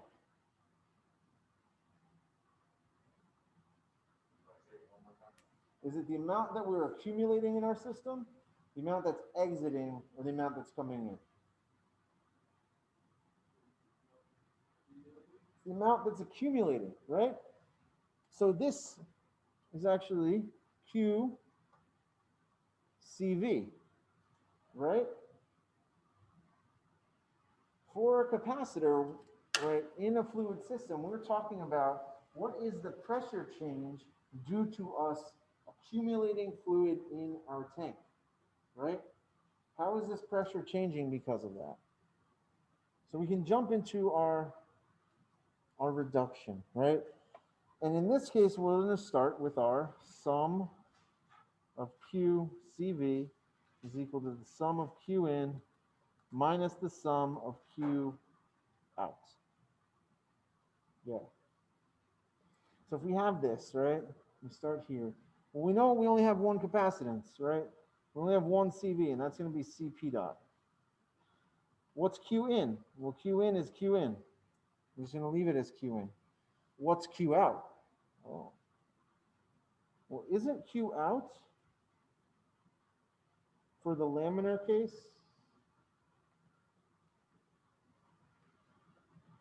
For our laminar case, isn't Q out just QL? What we came up with in our truths? The flow rate due to the resistance and the pressure change? Go back a slide. Right? Isn't it just that? Look, how much Q is coming out of that valve? How much is coming out of that resistance, right? Well, that's got to be the flow rate through the resistor, right? Through the valve, which is Q sub L.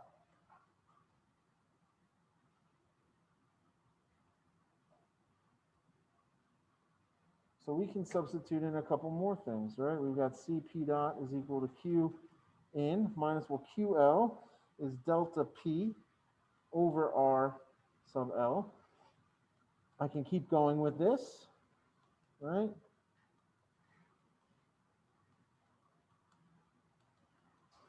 Because I know the pressure on one side and I know the pressure on the other.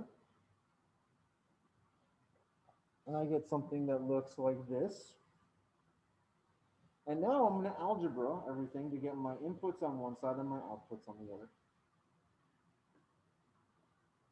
So I'll end up with Cp dot times RL. So RL Cp dot is equal to RL Qn minus P plus P atmospheric. And the final equation,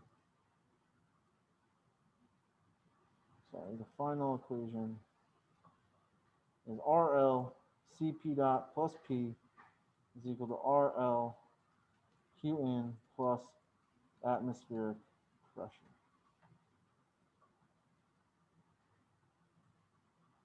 Here's our model. So there's the model. Why didn't you bring atmospheric pressure over to the other side? Well, atmospheric pressure is a constant. It doesn't matter which side you put it on. Why did I leave it on RLQN? Because it's almost like a preload to the system. So that's where I left it. Okay. That's where I left it.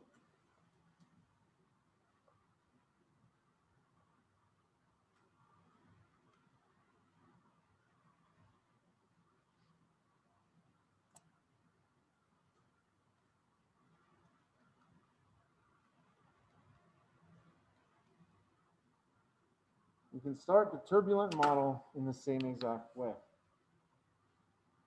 Right? We start the turbulent model exactly the same way with our conservation of mass equation. This time, however, instead of using QL for our out, we're going to use Q sub T, right? Which is KT square root of delta P.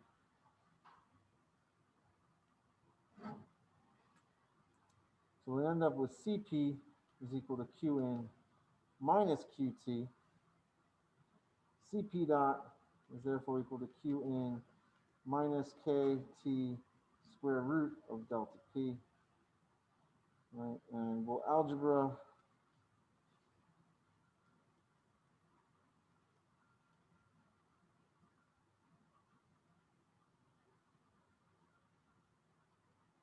this time. I didn't separate PATM because I didn't feel like having to do the algebra with the radical.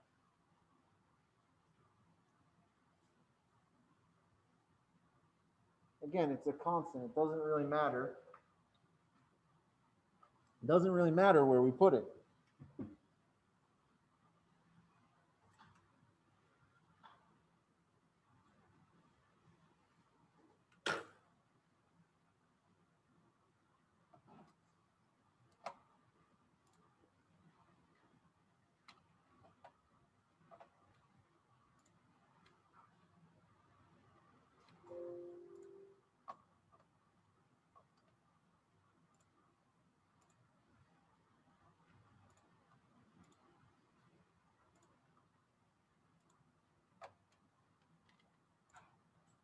So we need to do one more thing to finish this off. You guys have any questions so far? Doing okay? Everybody following? We got this? Maybe? Just like a question is,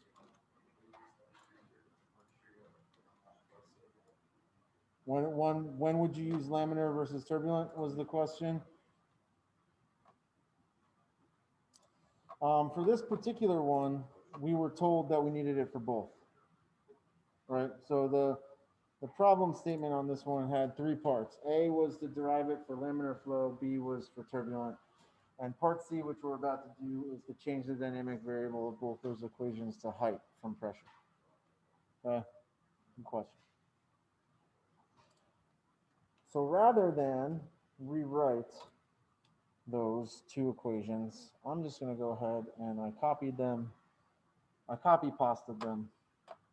And here they are. Right?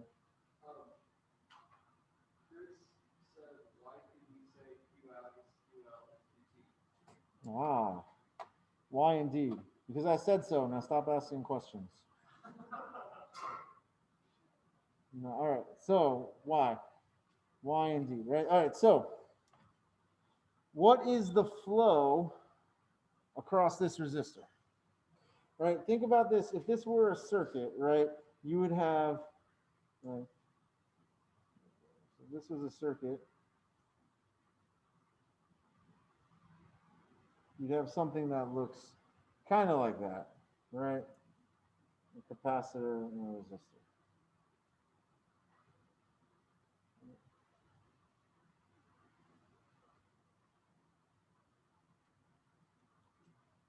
This is I sub R, right?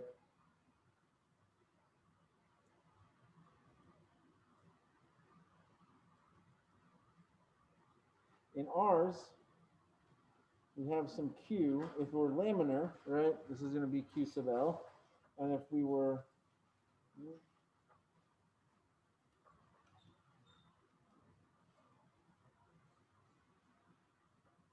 so if we want to find the amount of flow rate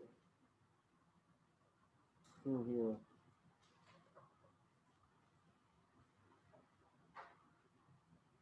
in those cases, that's what it is. So think about it this way: when we're looking at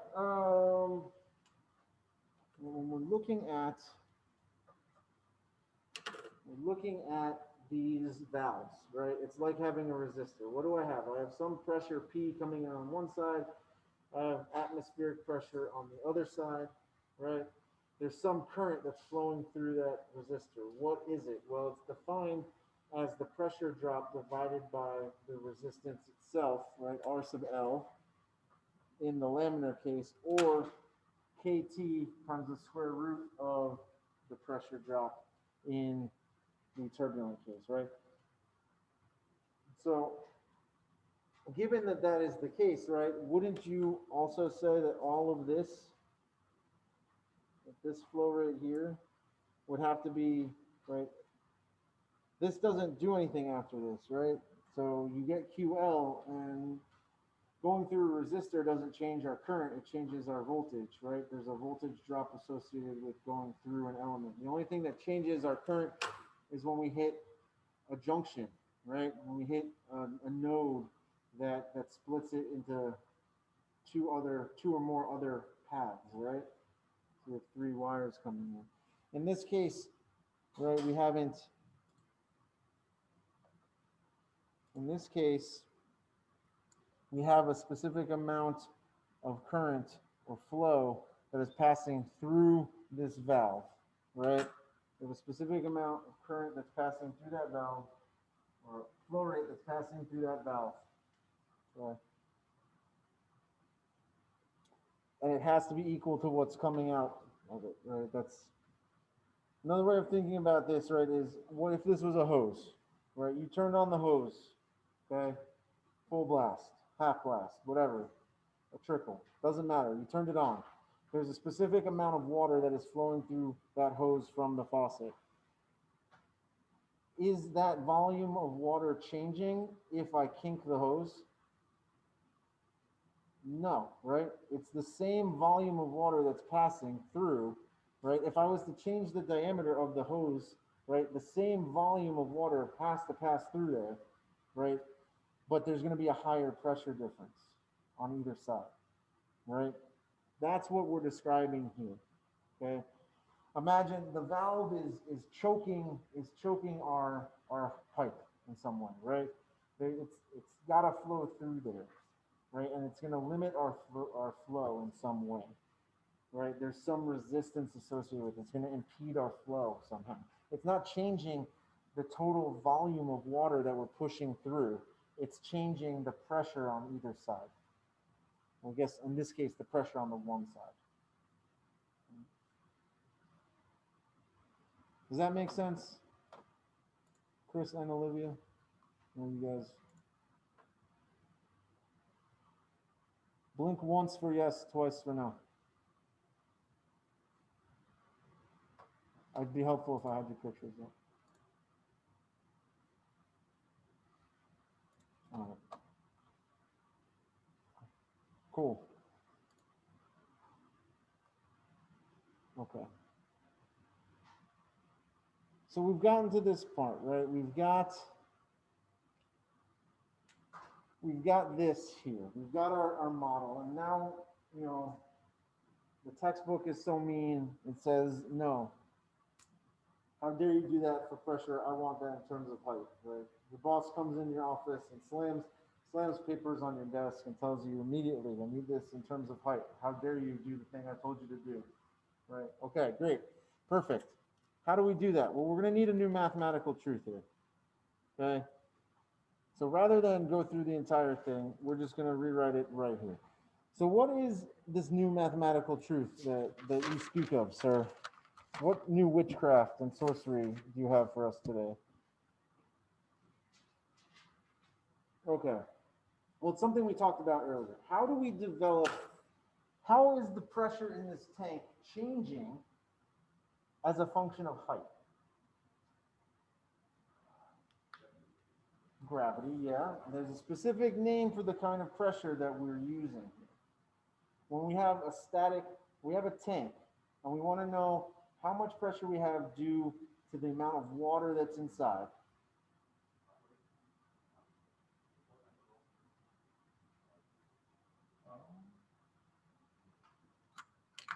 I'm hearing pieces of it. It's hard for me to hear the masks. It's a type of pressure that we talked about a little bit earlier on the capacitance side. It helped us in making our capacitance equation. The hydrostatic pressure, right? The hydrostatic pressure. So if we use hydrostatic pressure, that tells us that rho pressure is just rho GH plus the atmospheric pressure, right? All right, that's great. And so I can plug that in for P in my equation right above there, right? But I don't have anything for P dot. So I'm going to have to take the time derivative of the hydrostatic pressure. Well, rho is a constant. G is a constant. The only thing that changes is H dot, right? Because the atmospheric pressure, I would very much hope is constant, unless this is a giant tank that spans, that's on the side of a mountain and goes all the way from the top to the bottom. So even then, right, the atmospheric pressure we would still consider to be constant. Half of it's in space, maybe. I don't know. It should be constant, right? It should be constant. Just like Professor Farnsworth says, right? This is a spaceship. It should be able to handle anywhere between 0 and 1 pressure, okay? Anyway, we take the derivative of that with respect to time, we get rho GH dot. And now we can just plug those into the equation that's right up there, right? So we say R sub L C, well, P dot is rho GH dot plus the hydrostatic pressure is equal to RLQN minus the atmospheric pressure. Well, hey, look at that. Well, this should be plus. It didn't carry over when I copy pasted it. It's a true copy pasta. Right, so the atmospheric pressure now cancels because I did that. And you could leave it like that if you wanted to. You get RL C rho G H dot plus rho G H is equal to RL Q N. But there's one more thing we can do. And if we go back to when we were talking about capacitance, right, we define the capacitance for a tank that has a constant volume as being C is equal to A over rho times G, right? So I could plug that in too.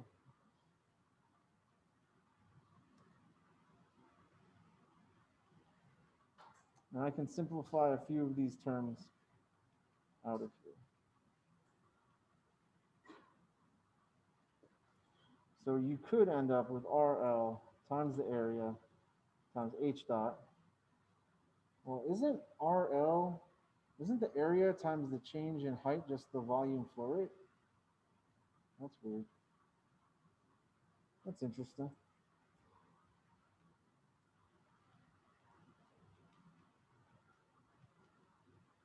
If you got here, this is perfectly good and worth full points.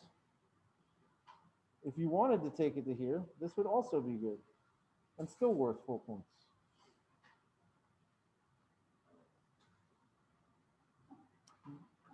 I am fine if you want to leave it here. Why? Because typically in most situations, you will have some way of knowing what the capacitance is, right? Typically.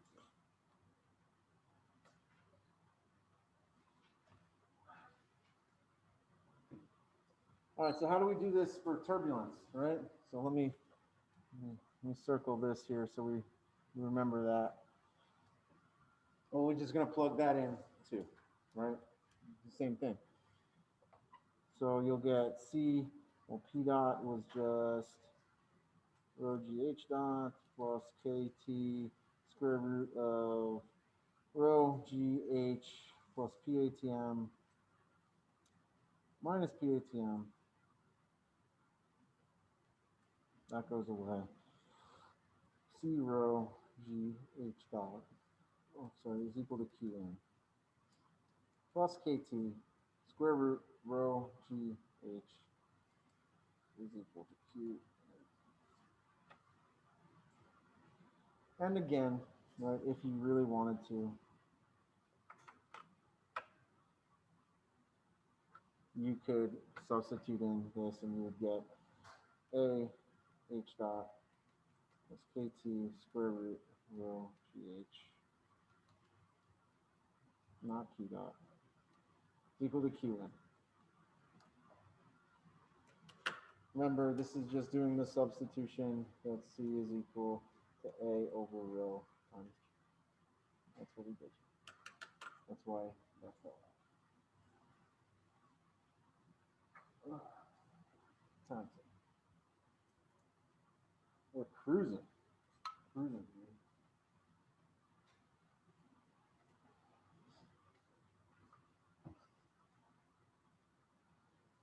Okay. Okay. Do you guys have any questions? Right? Any other questions?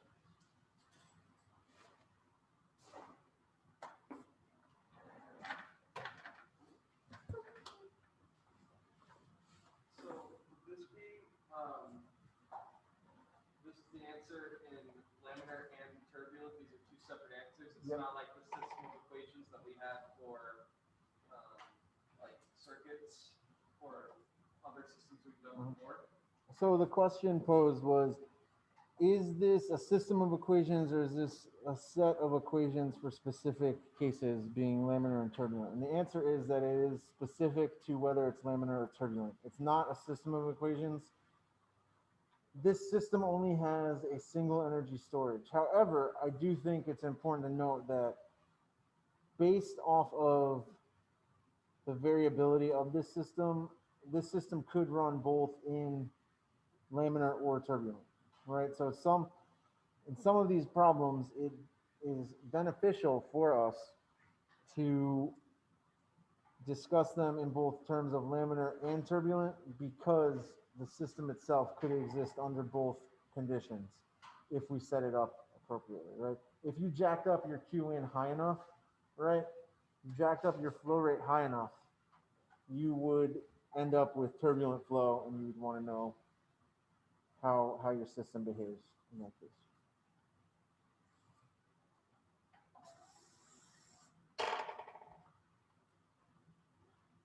Mic drop.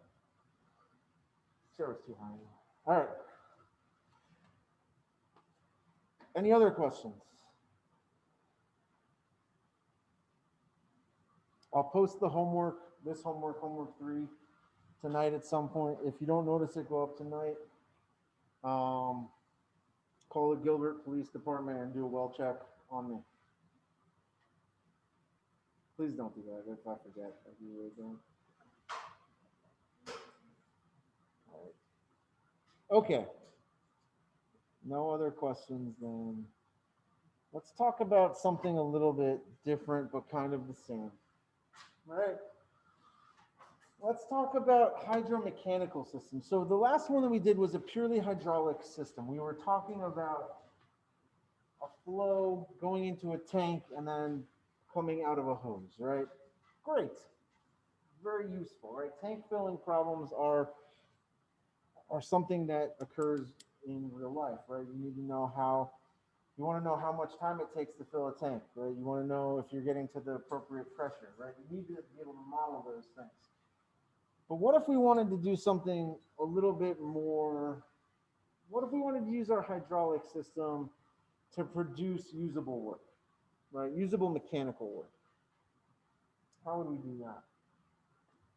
What we have out here on the screen is a simple piston cylinder, right? And you can see that the control volume is drawn there. And that control volume is variable, right? It's variable in the sense that through time it will grow and contract, right? It will grow and contract. But in general, I will push some fluid into this cylinder and it will increase the pressure because there's no outlet there, right? It will continuously increase the pressure inside, which will then push my piston, right? And in real life, your piston would be connected to something that probably a spring that would push it back down, right? And you could vacate your gases that way, right? Well, I say gases, but this is hydraulic. It's hydraulic, so it's a liquid that's coming in. So our volumetric flow rate Q is entering the CV from the left. There's no flow leaving it. The piston moves due to pressure, and therefore the size of the CV is not fixed. And because it varies with time, we need to use this as our conservation of mass equation, right? Where we now have, what is the difference here, right? What's the difference? Well, in this case, we have that our mass flow rate into the control volume is a function of the change in density with respect to time times the volume plus the density times the change in volume with respect to time, or the volume flow rate. Also in this case, Q out, M dot out is 0. Right? So what this equation is telling us is we're going to end up with rho dot times V plus rho times V dot is equal to rho times Q in. We can strip out those densities, right? Oh, we can't. So how do we deal with this, right? How do we deal with this? This has changed the game slightly, right? Because we're saying, well, we can't really say that it's incompressible, right? Well, why can't we say it's incompressible? Well, it's the piston, you're compressing it, right? The piston, it's going to compress it. That's what it's designed to do. Our volume's changing. If our volume's changing, we can run through a derivation and plug it back into that equation that we just had, right? So in this case, what we have is a single acting cylinder, which means that fluid flows to one side of the piston only. Remember, the mass of the fluid is the density times the volume, right? So if we're talking about rho dot, what is rho dot? Rho dot is d rho dt. But if I use my chain rule, I can break that into something that's more familiar. So I can use the chain rule and say, well, I'm more interested in the change in density due to the change in pressure, or d rho dp, which, if we recall from the beginning of class, is the inverse of the volt modulus of the fluid times the change in pressure with respect to time. So I can take this for rho dot, right, and I can plug this in for rho dot in the previous equation. Right? Remember, the previous equation was this. So I can plug that in here for rho dot.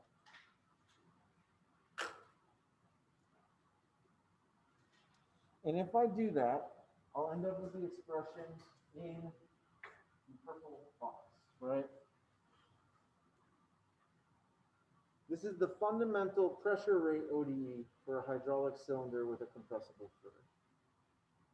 So if we're assuming that we have a compressible fluid in our cylinder, which we should, because it needs to compress in order to be in a piston cylinder, right? Then we get P dot is equal to beta over V times Q in minus V dot. Now the question came up last class, is that V dot QCV?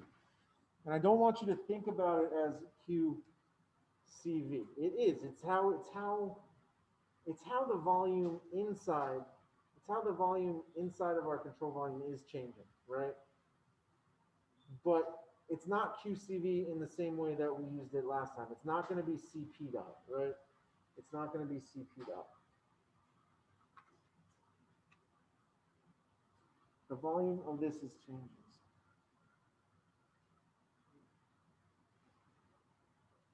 Okay, so that's going to be an important equation for sure, right? Because it's in a purple box, and of course that means that it's important.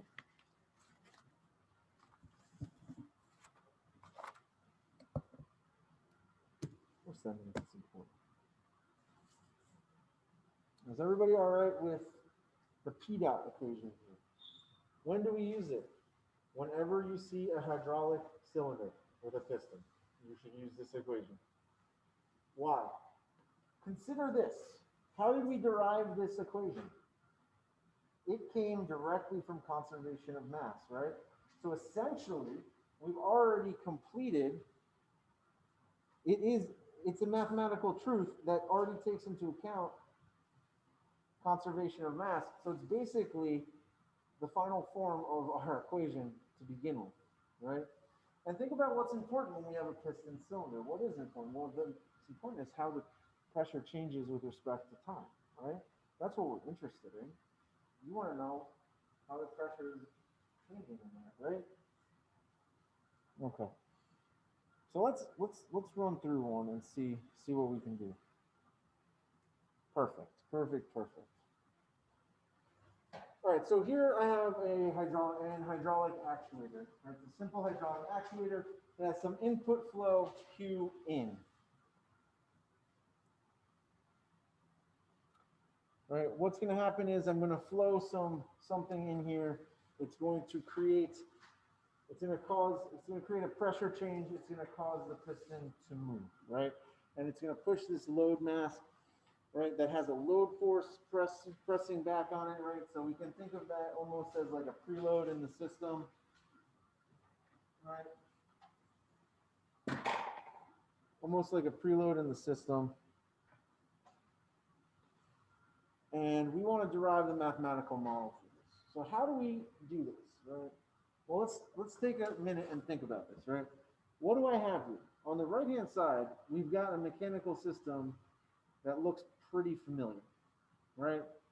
It looks like a pretty basic translational mechanical system.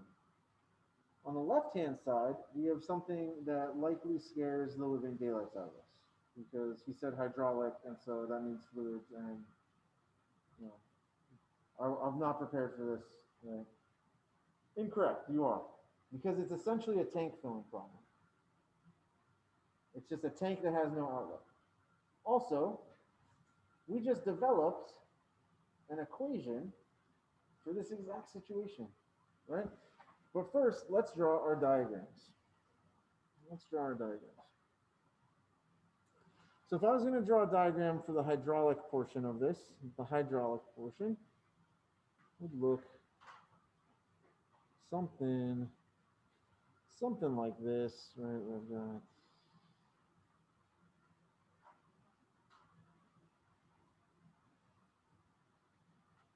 something like that, but I've got my piston here, and I'm not going to draw the whole thing. It's going to cut off there. And what do I have? Well, I've got some volume flow in. On this side, I've got pressure and volume in here, right? My control volume is going to be this green box here, right on the inside of my cylinder. On the outer portion, I've got atmospheric pressure, right? And that's it. That's the whole thing, right? For my mechanical system, I need an FBD.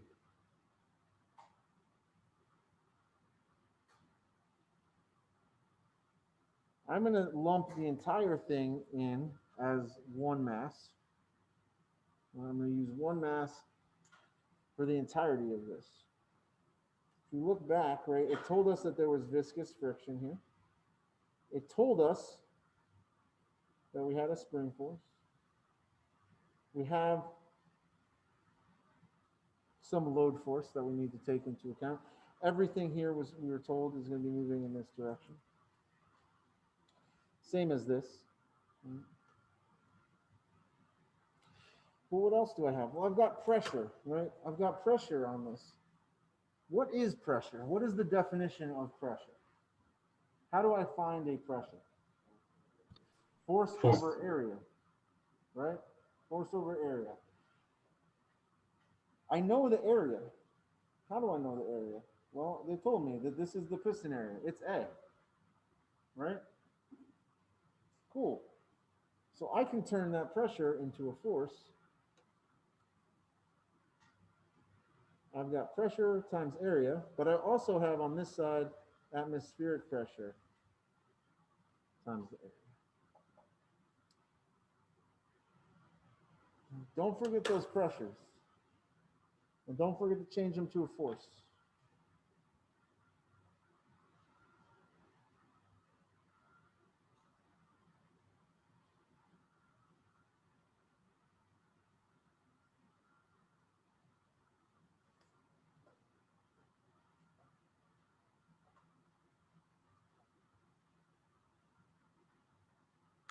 Okay. We good so far? Anybody have any questions? Things all right? Maybe?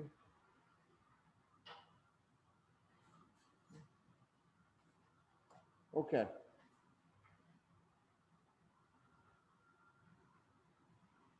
So what's my input?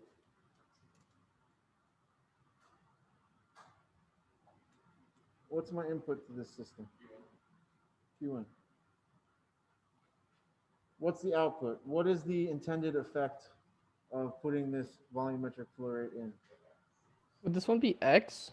It is the X. Blake, I'm the one who asked the questions here, not you. Ha. It's Jeopardy. I was answering with a question. Oh, okay. Well, in that case, very well done. All right, Q in and X, right? But locally, let's talk about this as in a local sense, right? So if I was just looking at the mechanical or just the just the hydraulic system, there we go. We have some Q in and I get P out, right? That pressure is then what is driving the positional change of, right? The positional change, right? The overall variables for everything are Q in and X, right? And the local variable is pressure on both sides. Okay, so we've got our inputs and our outputs, so we should be able to get our equations now, right? So let's talk about mathematical truths. All right, so for the hydraulic system, what do we have? Well, we spent all that time developing this equation. Might as well write it down. Since I told you whenever you see this, you should write it down. Whenever you see a hydraulic cylinder, you should use this equation. Right, and remember, that comes from conservation of mass, so it's basically good to go, right? It's basically good to go, except that it's not in terms of our dynamic variables. It's in terms of our input, but volume flow rate is not our output. Our output is either needs to be pressure or X, right?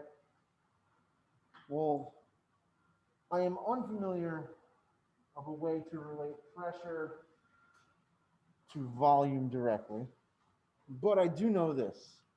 If I wanted to talk about the volume of this cylinder, it would be what? Well, it's the area times the X position, right? As that slides, right? Okay. But you can't guarantee that that piston starts at 0. So it's the initial volume plus the area times the X position, right? So if we think this through, right? If this is a circular cross section, right, this would just be the volume of a cylinder, right? A times H. Okay, but you can't guarantee that the piston is all the way closed, right? You have to account for that initial amount of volume that you have in there. All right, well, that's great. And that'll take care of V, right? But I still need V dot. So I'm going to have to take the derivative of this with respect to time. V naught is a constant. A is a constant. This leaves me with AX. All right, leaves me with AX dot. Right? How are you supposed to know that off the top of your head, right? Well, now you've seen it, so now you know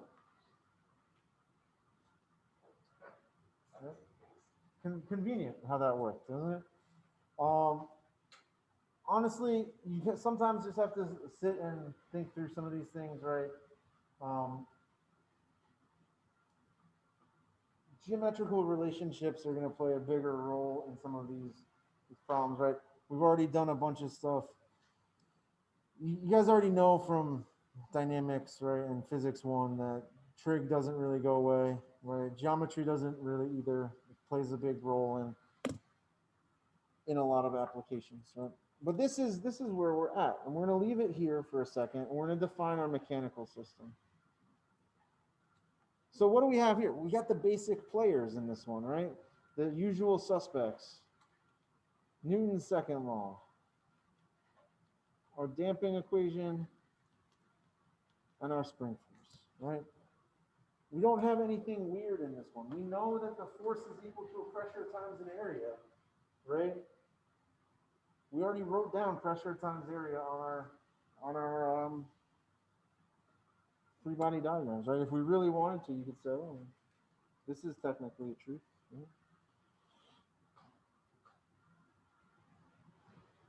Okay, cool. Right, so I think we're ready to roll on this one. So let's start with the hydraulic. Start with the hydraulic system. If I start here, I can rewrite my fancy equation here, right, as this. I'm going to plug in the expression that I just got for V and V dot on the previous page, right? V was V naught plus AX, Q in minus AX dot. There it is. It's done. I got P dot on one side, I've got X on the other. Everything else in that equation is fine, right? X was my overall. Everything else is good.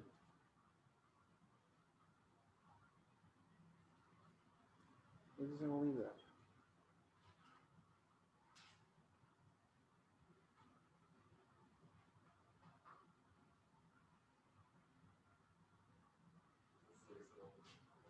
That was too easy. What's the catch?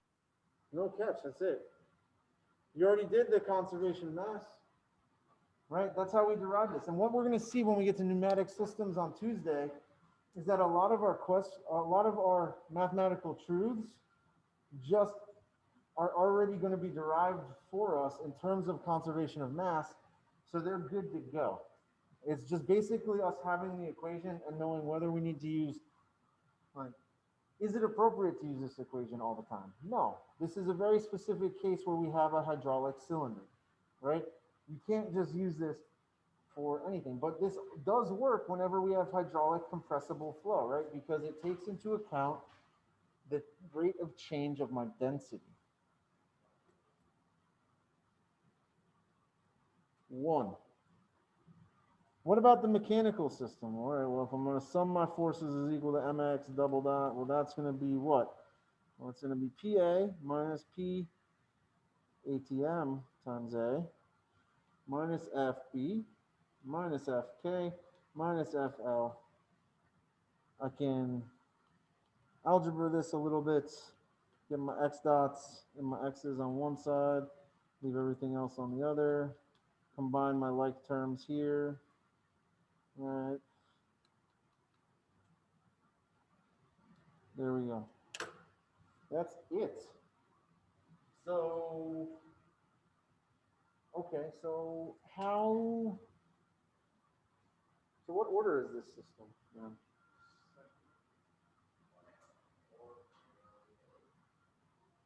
I've heard second, I've heard fourth, I've heard third. We're gonna have to make a decision. Trevor's gonna go with third. Does anybody disagree with him wholeheartedly? Taylor also says 3. It is. It's third. Right? Why? Because it's a first order system and a second order system together. right? So we just add them together. If you were to solve one of these in terms of the other, right, you would end up, when you put them all together, getting a third order, a third derivative in there. We're not going to do that right now. I've told you guys, it's a waste of time. Don't do it right now. Leave it like this. You leave it like this with very clearly labeled, this is my model for the hydraulic system and this is my model for the mechanical system. I will be more than happy, and you will be happy, and everyone will be happy, and damn it, that'll be awesome. Right? You guys have any questions? Yeah, I do. If we want to change it into the rho GH, like let's say if we know more about the fluids, it'd be more practical to take that atmospheric pressure term out and then just throw it in terms of rho GH. Like, would it matter to you if we did it that way just to get rid of that term? So for something like a hydraulic cylinder, the amount of effect of the height of the cylinder is uh, they're normally not that large where the hydrostatic pressure changes that much, right? You could just say that P minus PATM is gauge rewrite it as P gauge, right? Cool. And that would be fine.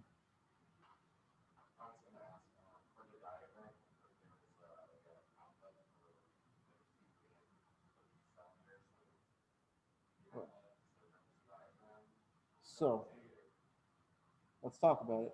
So the question was asked, when I drew the diagram, it looks like there's an outlet here, right? And that's not for the fluid, right?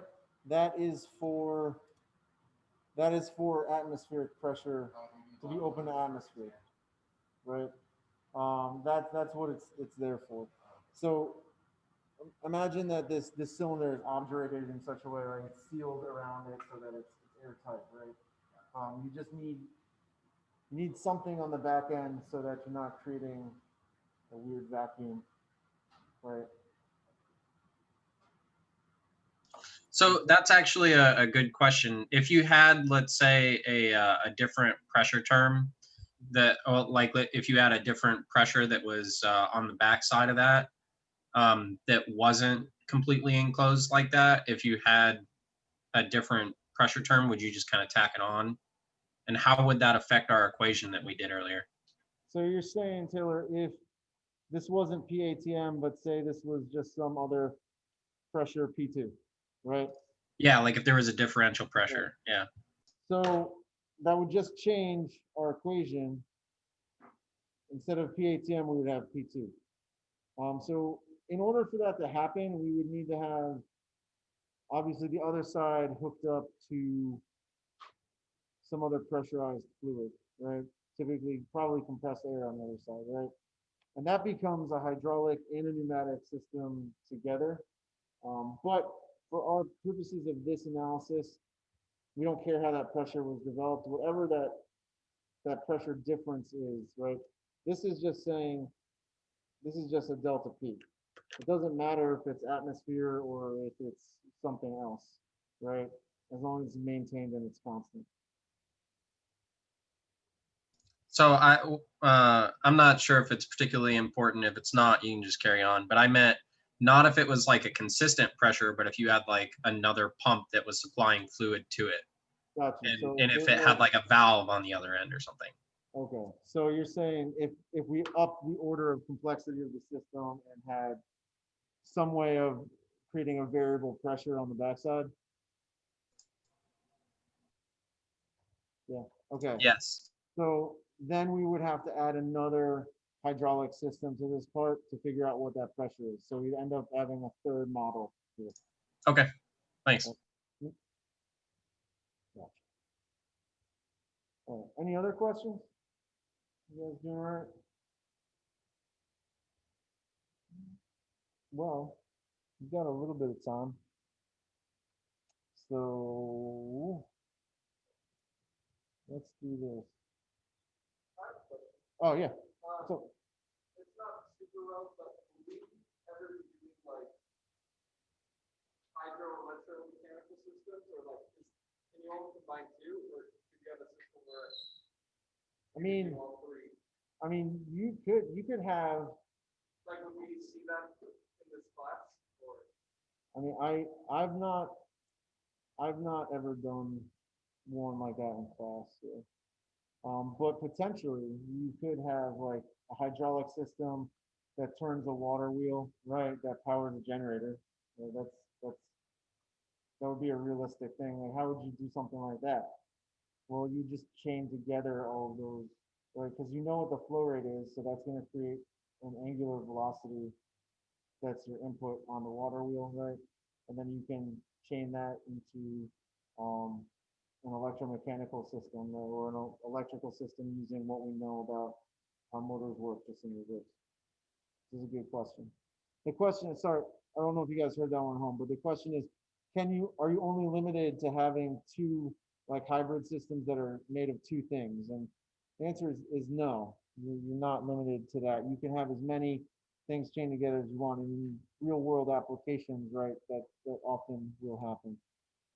So we're gonna watch this video about hydraulic principles real quick. This section will provide a short introduction to hydraulic principles.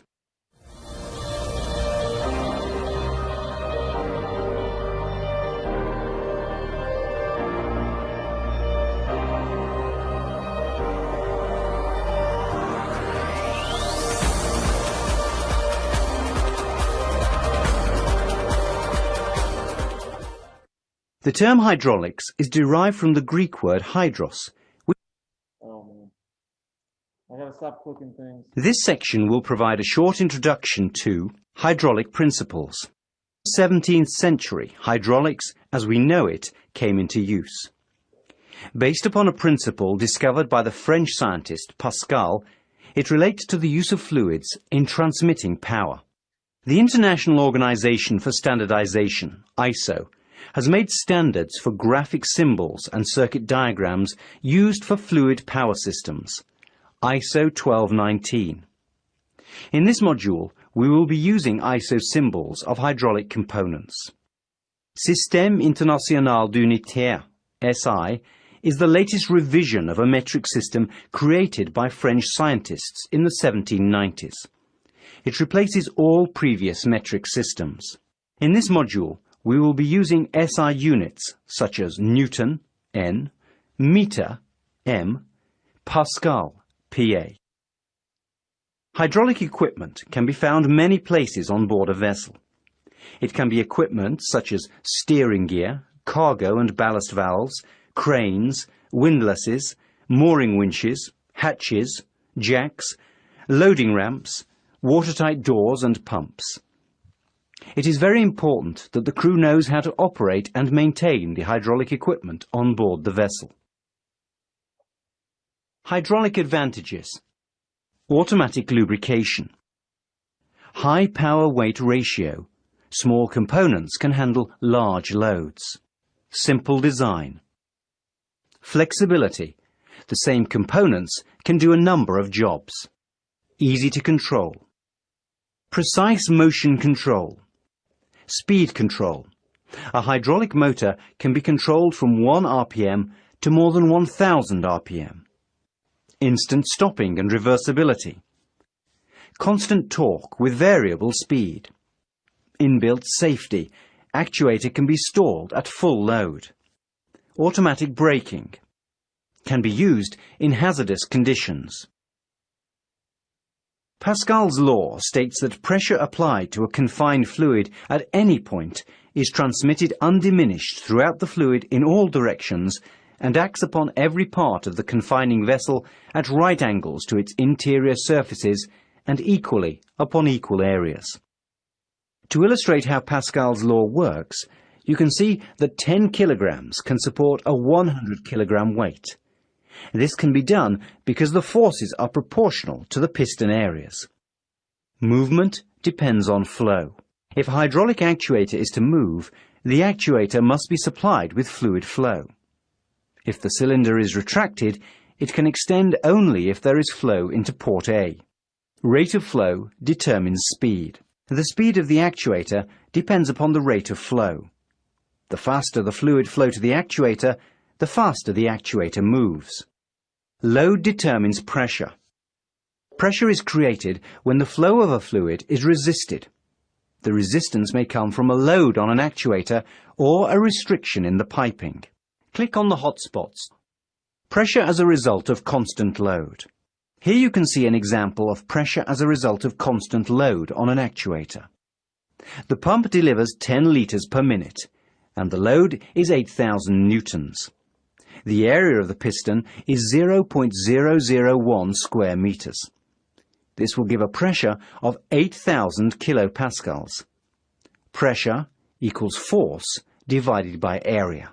The pressure will remain the same even if oil starts to leak past the piston in the actuator. The pressure will remain the same until there is an imbalance between the flow produced by the pump and the amount of flow being leaked past the piston. Pressure as a result of variable load. Here you can see an example of pressure as a result of variable load. The pump is connected to a pressure relief valve set at 100 megapascals and to a throttle valve. If the throttle valve is open, the oil from the pump flows unrestricted and there is no reading on the pressure gauge. If the valve is gradually closed, it will resist flow and pressure will build up. As the valve is restricted, the pressure will build up, and when the pressure reaches the set point of the pressure relief valve, it will open. Pressure will now remain at 100 megapascals. Further closing of the valve will result in less oil passing through the valve and more passing through the relief valve. Loads in series. When resistances to flow are consecutive, the pressures accumulate. The pressure gauges indicate pressure required to overcome each load, plus back pressure from the load downstream. The pressure at the pump is the sum of pressures required to open individual loads. A hydraulic system has three areas of importance: the pressure within the system, the direction of flow, the flow rate of the oil. There are four basic components to any system: tank reservoir, pump, directional control valve, actuator. Extra components are added to the system for safety reasons and for fine-tuning of the system. On any hydraulic drawing, each of the system components is represented and identified by a symbol. These symbols are described in ISO 1219. The use of these symbols is not mandatory, but as a general rule the standards are followed. However, from time to time a non-standard symbol may be encountered. We will now show you a basic hydraulic system. The actuator and direction control valve are always shown in the dormant or non-activated position. Activate the lever on the direction control valve to move the actuator.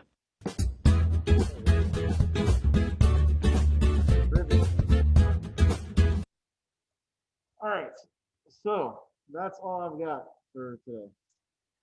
Get into pneumatic systems and thermal systems on Tuesday. All right, hold up, wait for it. There's a thing. We're gonna put up the end of the week stuff. I'll just do it this way.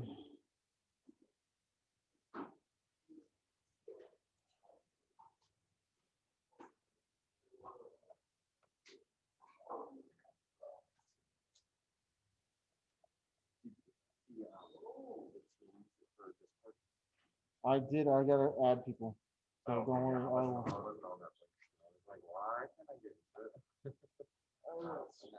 Guys, Friday after, it's basically Friday for us. You got to settle debate for Dr. Staggs and I. Who would make a better supervillain? The top A is me and B is him. All right, that's be honest. What you think? Okay. And then the second thing was I want to use like these for the kids.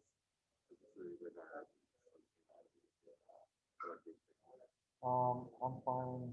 I'm fine with that. You're gonna do your work on that. Fine. No notes, no. Let's take another minute, let people log in on this, and we got one more, and then we got two more poll everywhere, and then we can Y'all can leave. It's interesting. Okay, it's very close. All right. So switching it up, how's everybody feeling about class? Be honest. Remember, if you're confused, I am working on my mind reading. It's not going as well as I would have hoped. So please make sure that if you have questions that I'm not answering in class, if there's something that you need specifically from me to help you succeed, please let me know. Come to office hours, right? I don't have them today, but I have them tomorrow from 3 to 5. So please stop by if you have any questions about anything, okay? All right. And then, there we go. Last thing, you guys can cut out if you want. Have a great weekend. You know, I've been saying it every week, but make sure you get your stuff done, but also take a little bit of time to disengage and get your head right. Okay?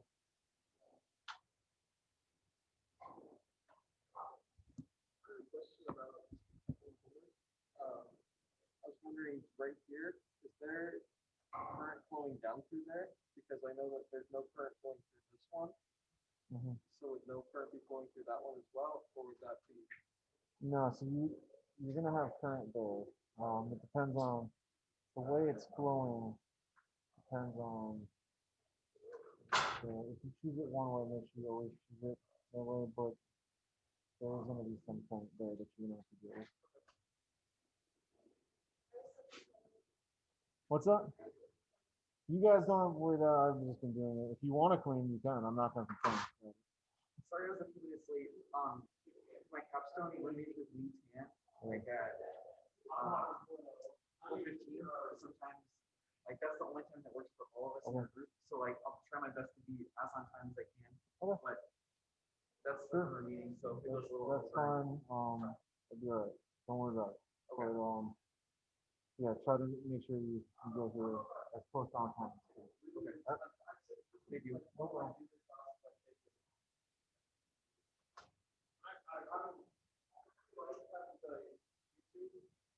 Because YouTube, I go back and watch each episode once. That's let you know how it is. Like, rate,